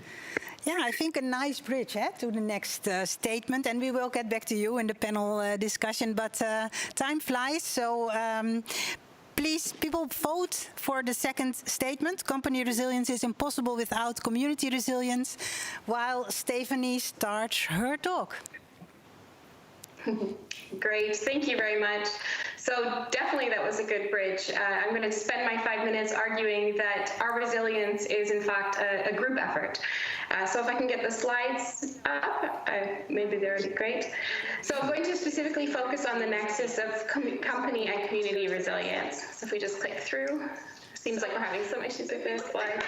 So we're going to talk about resilience today, and you're going to be talking about resilience resources. We needed extra decades of extra supplies in our warehouses when the supply chains were collapsed or when they were being challenged. But also, this current crisis has underscored what we've known for quite a few years, how important human resources are. So not only do we have people in the office to do their job, but also do we have people there to come up with creative solutions to all the challenges we're facing. So these are company-based resources. These are resources that we have and we know dear in our own companies, inside our organizations. If we go to the next slide. So keep going. But there's also other kinds of resources. These are community-held resources. So we have definitely, this current crisis has shown us the importance of having a thriving healthcare system in our communities, not only to ensure that our employees, our customers, our suppliers are healthy enough to be able to continue to work, but also that they can be tested and returned back to work in a safe manner. And certainly there's other examples, such as the huge reliance we're seeing across the globe for companies to rely on tax money to get them through tight moments in this last 8 months. So we're seeing more and more this nexus of the fact that we have resources that are available in the community that we probably haven't necessarily taken for granted before. And so we need to really move on from that. So if you can go to the next slide. So we know from research, but also through our own experience, that communities and companies heavily influence each other. But we often tend to forget that their resilience is in fact intertwined. And the reason we tend to forget about this is because business has this really bad habit sometimes of forgetting about the community level. So you can go to the next slide. So when we do talk about communities, we often sometimes, if we think about, if we can bring up the next picture, a factory, for example, and then everything around the factory is the community, and we think, okay, we have our factory here, we need to deal with this. Same with retail organizations. We can think about our customers, our suppliers, and then, oh, there's the community that we also need to think of. And what we've actually seen, and this shows up in the research, is that we tend to see that businesses are somehow morally separated or physically separated from the communities themselves. So if we go to the next slide. And when we do tend to focus on communities, we treat it as just a stakeholder. So many of you watching are familiar with this model. It's a stakeholder model. So stakeholder is anyone who's influenced by or influences a company. And what we've seen, and Dr. Hill, who's a researcher in business, has been talking about it for over a decade, when we do approach stakeholders from business, we tend to take it from a one-to-one perspective. So we think companies and media, or companies against media, for some cases, and we treat them indifferent. They're in different departments, and it's very segregated and siloed in a way. But stakeholders, of course, people have overlapping roles. They can be your competitors, but also working for a non-governmental organization. They can be academics like myself and involved in other parts of roles. So I think as this crisis has shown, we need to move towards more holistic understanding of what the community is. So to go beyond this didactic one-to-one relationship with those stakeholders. So if we can go to the next slide. So fortunately, companies are increasingly recognizing that they are connected with communities. And this is a book from a leading management scholar that just came out, Dr. Freeman and his colleagues, arguing how important this societal perspective is, the community perspective is. So if we go to the next slide, just to show some examples here of people going beyond and thinking of these different community level impacts. So Salesforce joined up with Alibaba.com to get personal protective equipment into healthcare units. Supermarkets in the UK have actually come together, so competing supermarkets back in the spring, to share deliveries, even share stock, to be able to bring food to the population. But they relied on the government, so another member of the community, to relax the competition rules to do it. In Spain, where we've been very hard hit from the crisis, back in the spring, shoemakers who also together as an industry came together and started to make masks instead of making shoes. And this dovetails with my own research. So I've done research together with Dr. June Francis in Myanmar.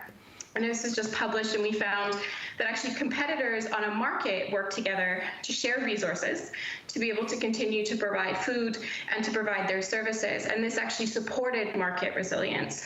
So if we go on to the next slide, I hope I've convinced you, and if not, perhaps in the discussion, that we really need to consider community resilience if we're going to ensure our company resilience, that it truly is a group effort. Thank you. Yeah, thank you, Stephanie. And I also think that your mini keynote, together with what Cornelius already told us, very much stresses also the fact that the whole idea of the multi-level construct, and that makes it actually also very difficult to research. So it's for us academics also difficult, and also that was the topic also of the previous round table, and I think you've also listened into that. Is it about risk or resilience? That is not a question. It is, there are different things that always go together, and then maybe ambidexterity can work with. Well, I think that it would be good to immediately go to Bart's Bart's presentation, because he said, well, okay, I reinforce the topic, the things that Stephanie say, by taking it more towards the business development level and the uncertainty issue. These are the statements based on Schumpeter that Bart wants to give to you for a vote. Go to wooklab.com/resilience table and give us your votes. And in the meantime, Bart, the floor is yours. 5 minutes is the challenge. But are you now discriminating me? No, everybody had 5 minutes. I timed it. The floor is yours. Okay. Can I also see the slides then? Yeah, they are there. So, I will try to be concise. I take as a starting point a paper we've published already a few years ago, together with Petra Andries and Koenraad de Bakkeren. And why that paper? Because the publishers, so the Strategic Management Society, asked us in the summer to revisit that paper. In December next month, there will be a special issue in which they select papers they consider as especially relevant in these COVID times to bring to the attention of a broader audience again. And they selected this one, and there are other very nice papers in that special issue. And the question they asked us, the ideas that you developed there, how would they bear relevant lessons for the current COVID situation? Now, for the people who didn't read that paper, and I assume that's almost all of you, the paper argues that the traditional way of venturing in uncertain circumstances, which are specifically typical for emerging industry, we tend to say to companies and to entrepreneurs, focus on your dream, focus on your value proposition, and we demonstrated that actually is a very dangerous and often a non-sustainable strategy, so that these entrepreneurs should take time to experiment. And maybe the next slide now. And we argue that shifting away from focused commitment to simultaneous experimentation in conditions of uncertainty is the more sustainable way to go. By the way, I want to introduce a little other issue here. So this festival is called Risk and Resilience. But shouldn't it become uncertainty and resilience in the future? So the argument there is very much building on Frank Knight's idea that uncertainty is something completely different from risk, and that in uncertain situations we need specific practices. Next one. And then the question becomes, what do we need? I'm going to skip this one. That's something you can read in the article if you're interested. What would be now the extended lessons if we build on this paper towards resilience and COVID-19? So there are 5 ingredients that we put forward in that special issue. So first of all, develop that culture and strategy of experimentation. And I think that's an important one, because it doesn't just mean anything goes and we'll see what happens. So it's not effectuation, if you want, pur sang, but it's really adopting a discipline. And then maybe that also taps into what Cornelius is observing and systematically involve lead users. Now, the second idea in that whole slide is then, of course, that we might want to adopt scenario-driven thinking in order to structure or experimentation efforts, and there we just connected that idea to Ashby's notion of requisite variety. Now, Stephanie started her PowerPoint with resources, and then if I can have the next one, and that's also a conviction that we have.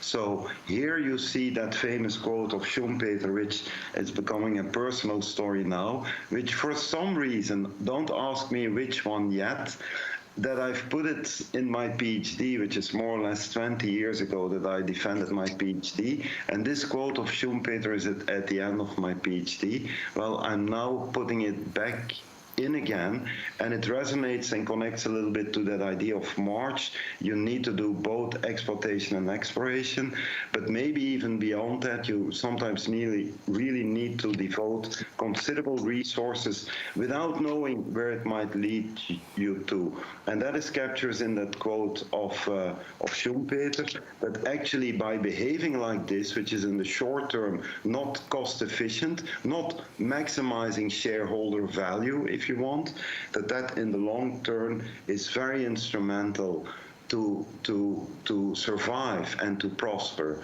Because then I'm coming to my final 3 bullets. So you've understood that this is joint thinking and discussions and outcomes of talks with Koen, but also Petra. So what we then say is, so you definitely need Slack. And now I'm coming back to Stephanie again. If you, by the way, can do an experiment and try out what will work, what might, despite adverse circumstances, allow you to reinvent yourself, if you can do that within your ecosystem. Hello? Yeah, we still hear you. Is it okay? Okay, so if I can do that in an ecosystem, then you might increase the odds that you come up with something new. And that's the final idea that we want to connect to that. And that's that whole idea of shared value. And so Porter and Kramer advanced an idea also already 10 years ago. I love the idea, and it's situating value creation in a much broader set of actors, including communities, than what current practice often is displaying, namely that we focus on shareholders only. And there, I think also that the subtitle of that article was called Reinventing Capitalism. I don't think we managed to reinvent capitalism, but I think COVID might help a lot. And one of the arguments that Kramer and Porter advanced was the problem with firms nowadays is that they have been disconnecting from the communities from which they originated. And I think this is a wonderful window of opportunity we have now, is to really put meat to the bone of that idea of shared value, and disconnect and connect and reconnect in a much better way our current business practices with society at large. And that would, for me, also imply the planet consideration. Yeah. Okay. So voilà, I'm going to stop there. That was 7.5 minutes, but that was very concise. Thank you very much. There is in the chat a question about the slides, and I promised an answer to that, but it will have to wait until Dick comes up here. But I will get to that. There are no other questions yet in the chat, but I think it's also very interesting to hear now. First of all, from Stephanie, what did you think? How did Bart reinforce your story? Do you have questions for him? What is your reaction? No, I think it's quite complementary in the idea that if we move towards thinking about shared value, and I would argue that also the next step is then shared resilience, because they go hand in hand. And certainly, as he said, you sometimes have to invest a lot of resources and you don't necessarily know where it's going to go. And I think this situation has shown us how impossible it can be sometimes. We're essentially preparing for the unpreparable. So we do need resources that are diverse, that are flexible, that are held in slack, so that we're able to pull on these different resources when things come up. And sometimes those resources come from the community. And I mean, as Cornelius started out with, he said, we need to make sure that we go to the local people, that we understand from the people who have survived these kind of crises before, what are the best practices? So I think all three of us kind of, it overlapped quite a bit. Yeah, and then Cornelius, as I am looking at the results of the voting on Bart's quote, I also see some of them disagreeing. So related back to your talk, do you understand people that disagree with that vote?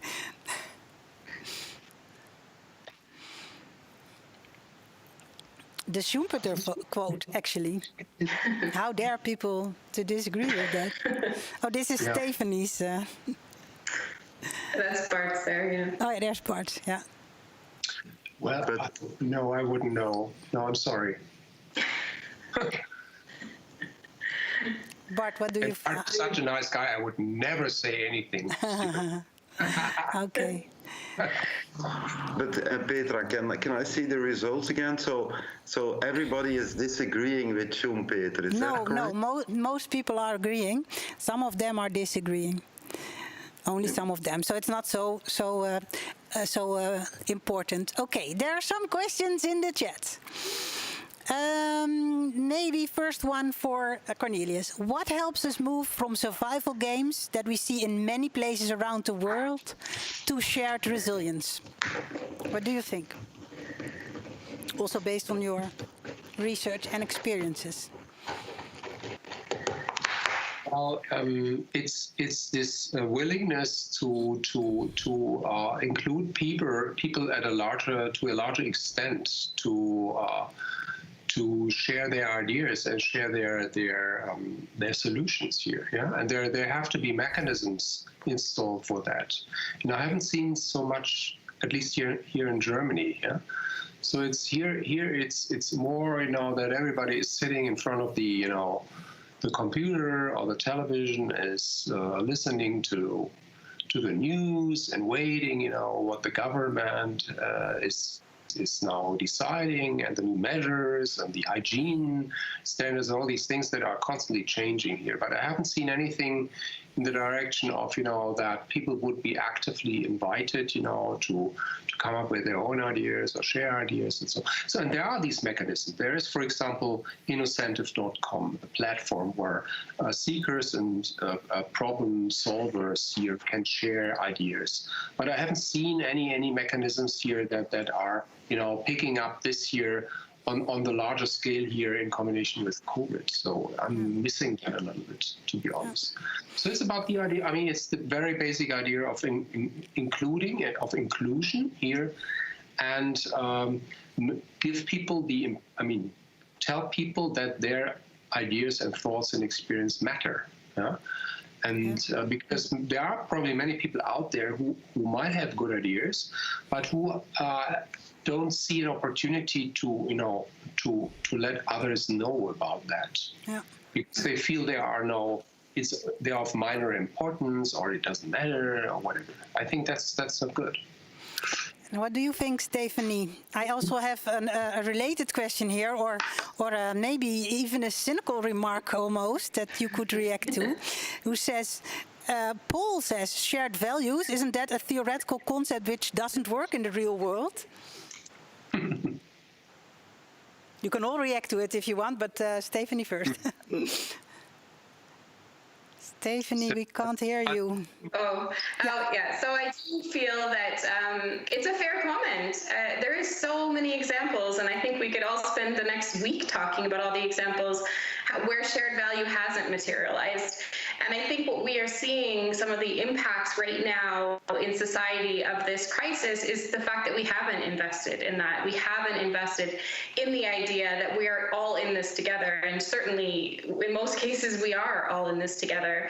But I do think it's a fair comment. We have a way to go. It's shared value as a concept has been talked about, I think, over a decade now.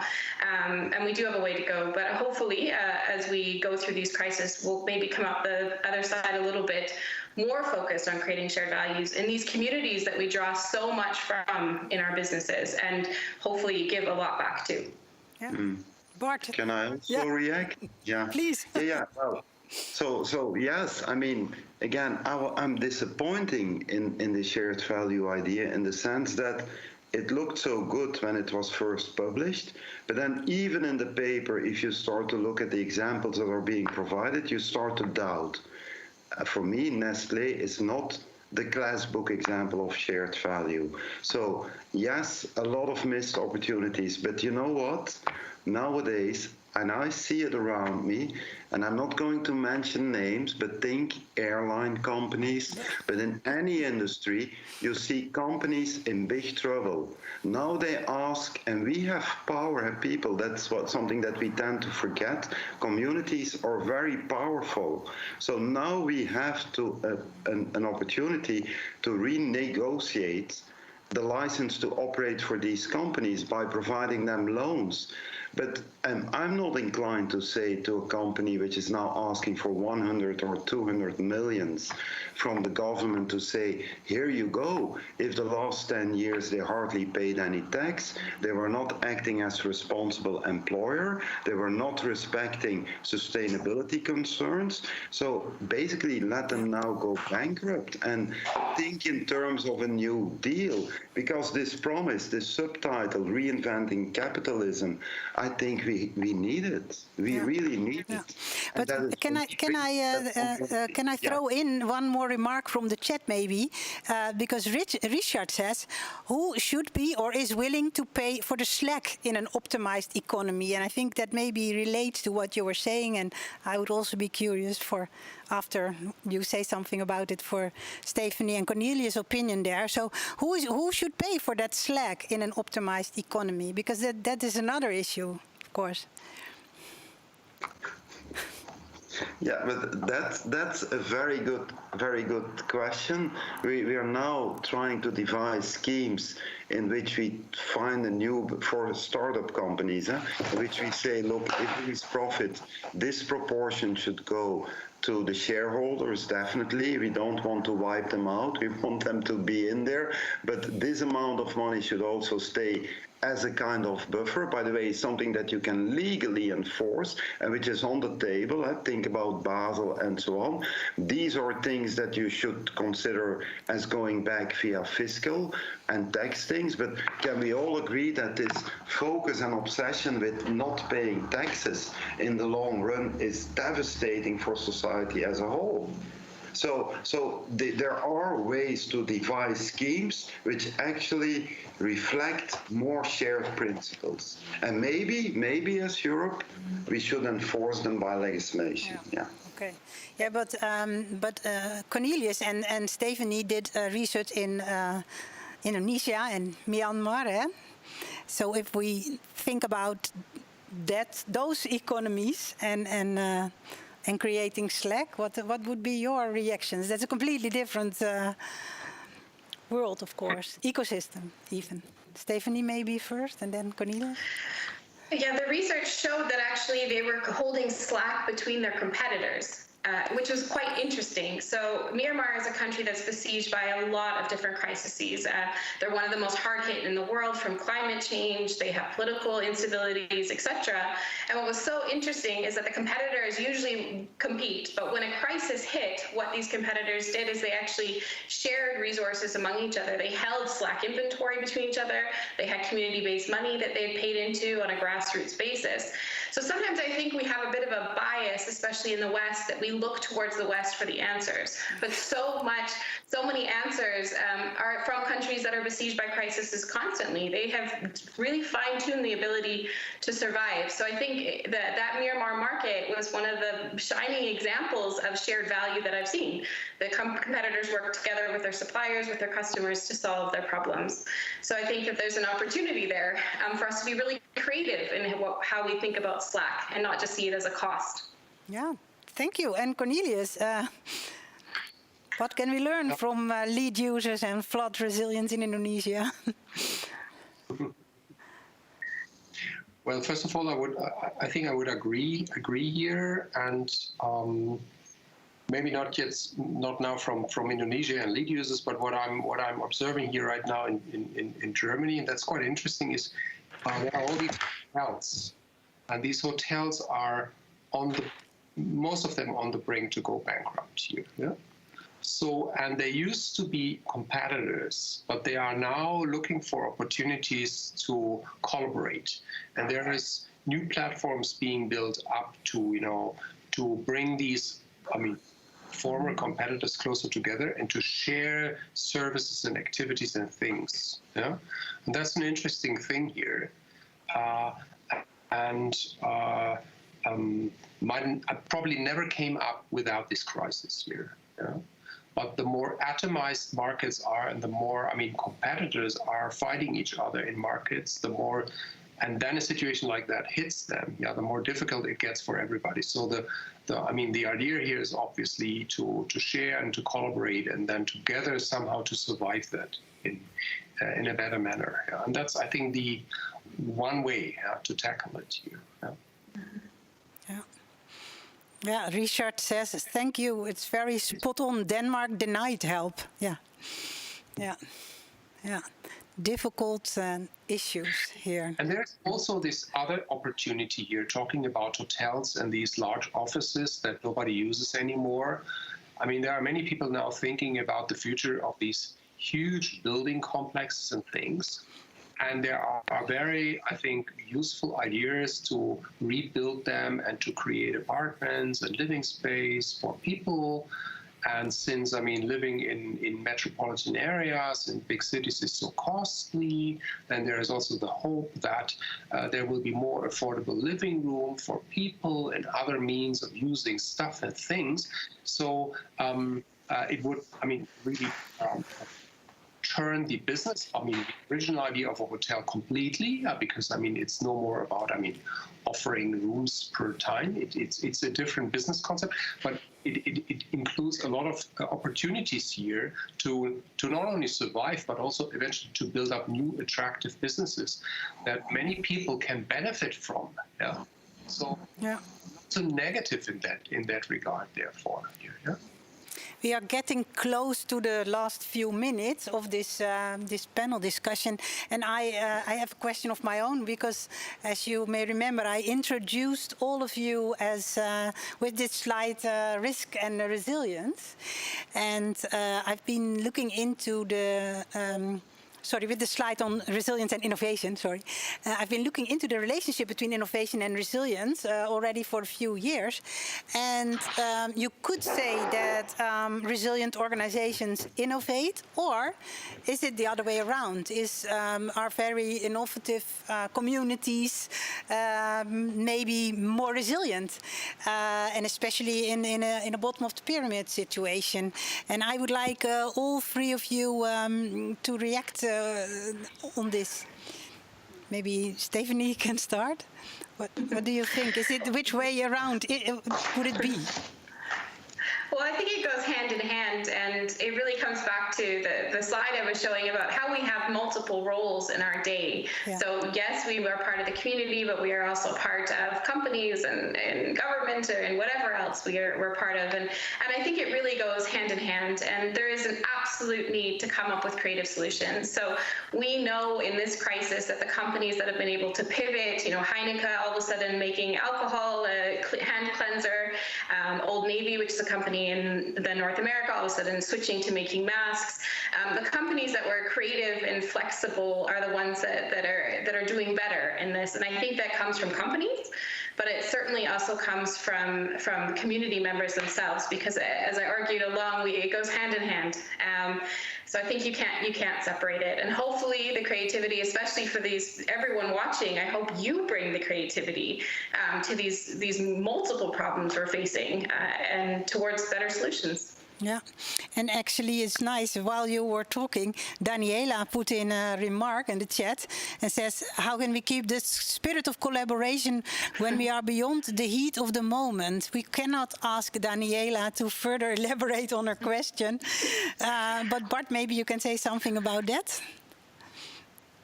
Yeah, well, we all know the verb never waste a good crisis. It looks like this one will be much bigger than the 2008 crisis. So I think that yes, and I hope it will happen, that we will really fundamentally rethink. And I'm not saying that we should throw away free market ideas and capitalism, but can we all agree that the last 30, 40 years, and I blame the Chicago people, yes, and we have been shifting too much in this one direction of the market. I think we should bring in much more legitimation. I'm coming back to Stephanie's idea about the community, and we should also put the lines, and that will create oxygen and slack in firms, in ecosystems, and that hopefully will result in more shared value. But for me, and it sounds maybe weird and maybe a bit revolutionary, but I think we should use this crisis to fundamentally rethink some of the practice we have been practicing the last 20, 30, 40 years. Okay. Yeah, and then Cornelius, to you, the famous last words. Yeah, okay. So I think coming back to your question, it's kind of, I guess both mechanisms kind of work. So crisis creates possibilities to innovate, yeah, because I mean, obviously the need is the mother of invention, I mean, as everybody knows, yeah. But I would also think that companies that are kind of creative and innovative are in a better position to react here and to come up with solutions here because they have these routines to do so here, yeah. I wonder what happens to companies that are, you know, just hesitating and waiting for better times and not reacting. That's probably not a good strategy here. Yeah. So, and as I said, I think it's not only about reacting, it's also about these new things, these new opportunities, and eventually referring to even older problems. You know, when I talked about, I mean, these issues here, metropolitan areas, these high, you know, rents the young families cannot afford. Now sending people into home office, nobody uses these office spaces any longer. So that's now the opportunity to say, okay, let's restructure these cities. Yeah. Let's rethink the way how we, lived and worked for the last 20, 30, whatever years. And that's really an opportunity. And this includes so many opportunities here for all kinds of businesses, yeah, that it's really opening up windows for completely new things. Yeah. And I'm not talking about the financial impacts only here. I'm also talking about the sociological impacts that will have. Yeah. Okay, thank you. Tomorrow we will have quite a few parallel sessions. They will focus on a number of industrial sectors like the healthcare sector, the educational sector, industry, agriculture, and so on. And I'm actually really convinced that a lot of these sessions will also use some of the insights that you gave us as a panel. It pains me a little bit that I now have to stop you. But here in the studio, we will give you, first of all, a big applause. Mandy and Kim are already here next to me. And thank you very much for this. And I would like to go to Mandy and Kim. And this is even more challenging because now they have to immediately reflect on this very nice panel discussion. But they are very high-level students, so they can do it. Who wants to go first? Please, Kim. Thank you. Okay. Thank you so much. So, Petra, you started off with resilience as a multi-level construct. And our roundtable guests hit off from that. And I saw my reflections on that are that Cornelius started with how an individual in society can be resilient and how to engage in situations of crisis. Next to that, picked Stephanie Bendinger this up from how resilience is a group effort and how to be a holistic way to build resilience. And Bart told us more about how systems can be resilient. So about a multi-level construct, I could see that there was different levels of this roundtable discussion, and that emphasized more that resilience is more a multi-level approach. And my latest reflection is that it is obvious that functional relationships between individuals, systems, and companies are, to a considerable extent, are unknown and unpredictable. And so you have to be able to build and rely on a community and to be more resilient as an individual, as a system, and more as an organization. So that's my Thank you, Kim. wrap up. Yeah, and I think that reflected also in the inspiring discussion after the presentations where we discussed about shared values. Is that the same as shared resilience? And Stephanie said it was well said, we have to prepare for the unpreparable. Please use local people, also the community. And that we have to reflect on what has been in the past and what will be, what are the possibilities in the future, and is there really a possibility for fundamentally changes which could be the outcome of this crisis. We should be, or we could be more community focused. We have to be more aware of the ecosystems we are working in, and as an entrepreneur and as organizations, and we have to make more focus, have more focus on shared values. Yeah, thank you. And then I'm happy that you actually end with this, because there was one part from the chat, one remark from the chat that I just couldn't put to our panel because it was a very Dutch remark, and it was made by Hans. And Hans said, when we were talking about shared values and listening to the community and so on, he said, well, some time ago, it's not that long ago actually, our Prime Minister invited students, well, you are executive students, but yeah. to come forward with ideas. And then he said, but how sincere was this? We never heard back from it. Oh, no. Feedback not necessary. I know that tomorrow in the parallel sessions, your colleagues from all the other Master of Risk Management cohorts will be present. And on the last day, the Thursday, we will have a discussion that is fed also again by colleagues from you. And I hope, actually, that our Prime Minister, one way or the other, gets some ideas also from this.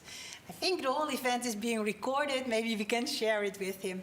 Well, thank you very much for your insights. Now we have to do a very interesting dance around this table because of the COVID regulations, because you have to leave and Dick has to join me again. Thank you.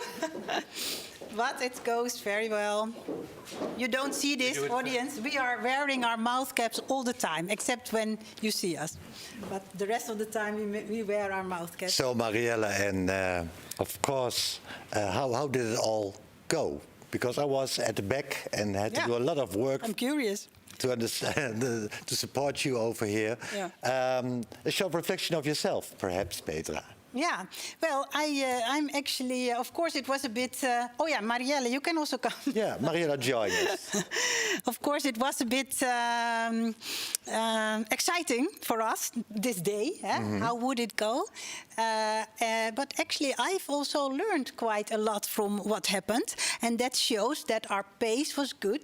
Because if we went too quickly, we wouldn't have been able to learn this.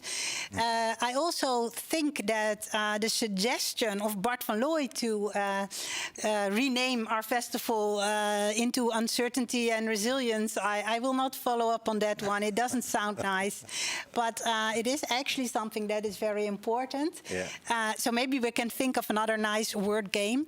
And I was also really glad that actually in the roundtable about risk, the ambidexterity came up, because I really believe that this whole idea of being able to act ambidexterously, to anticipate maybe in this VUCA world, and I'm saying this on purpose because Martin van Staveren, one of the teachers in the first class of this master always talks about the VUCA world. It is very important to have this notion of ambidexterity in mind. Yeah. So, that's right. Marielle, a short reflection of this day. Well, I was also happy that everything went well. I learned that Ian McCarthy had a power failure, so risk happens. Oh. Yeah. But everything At the end. smoothly.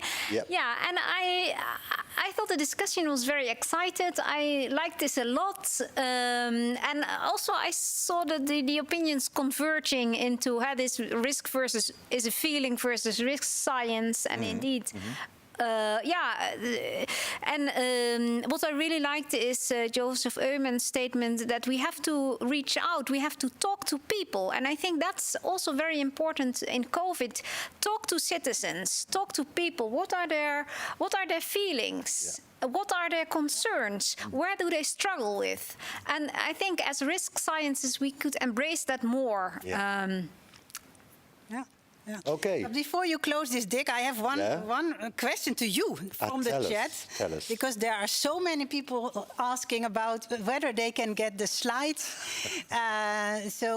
Can you make a promise that one way or the other the slides can get to the They will all get the slides. If it all depends on the lectures, of course, of today. If they are willing to give them away to the audience, I don't think they have a problem. I don't see somebody who is looking angry now at the moment. So we will share it to everybody, no problem at all. Okay, this is the end of day 1. So tomorrow it's day 2, where we look a little bit further in all the Dutch sectors.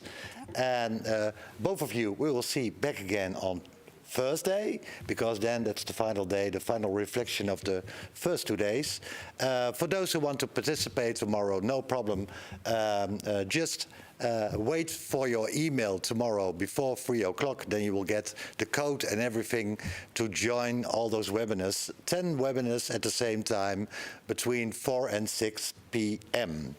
And I have something very special for you, because I've asked Niels to sing a song at the end. And he is still with us, so he specially made a song for 2 beautiful colleagues of me. I hope you like it, and for everybody, have a good evening and have a good eat or dinner or whatever you're going to do, and see you tomorrow. Bye-bye. Here's another song for you guys, a bonus track as you wish. Originally done by DJ Wild Styles and me. And DJ Wild Styles usually plays hard dance, hard style music. I'm going to play a song on the electric guitar, and it's called Year of Summer.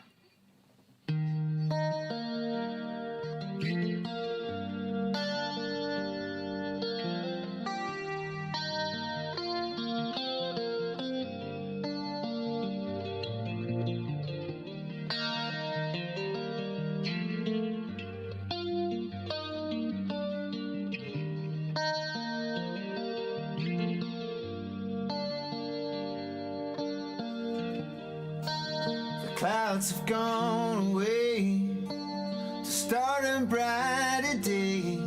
We have waited for too long, and it's time to let it out. You know what it's about. We've waited all to feel the sun. The harder it gets, the faster we seem to fall in love. The deeper we fall, the more we lose control. Set your mind free, it's the year of summer.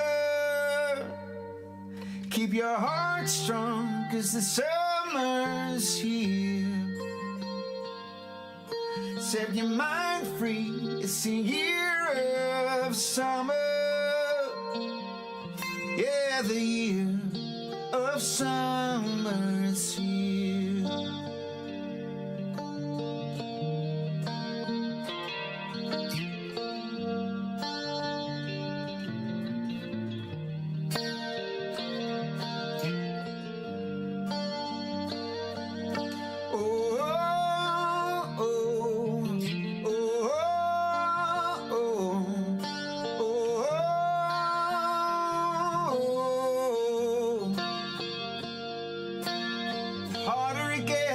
Faster we seem to fall in love. The deeper we fall, the more we lose control. Oh, oh, oh, oh, oh, oh.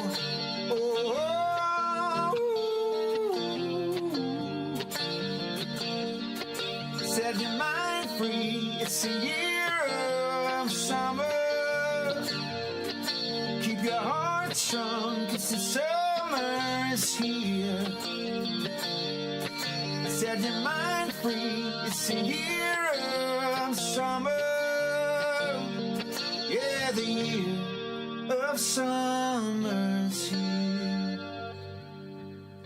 Yeah, the year of summer's here. The clouds have gone away to start a brighter day. We have waited far too long.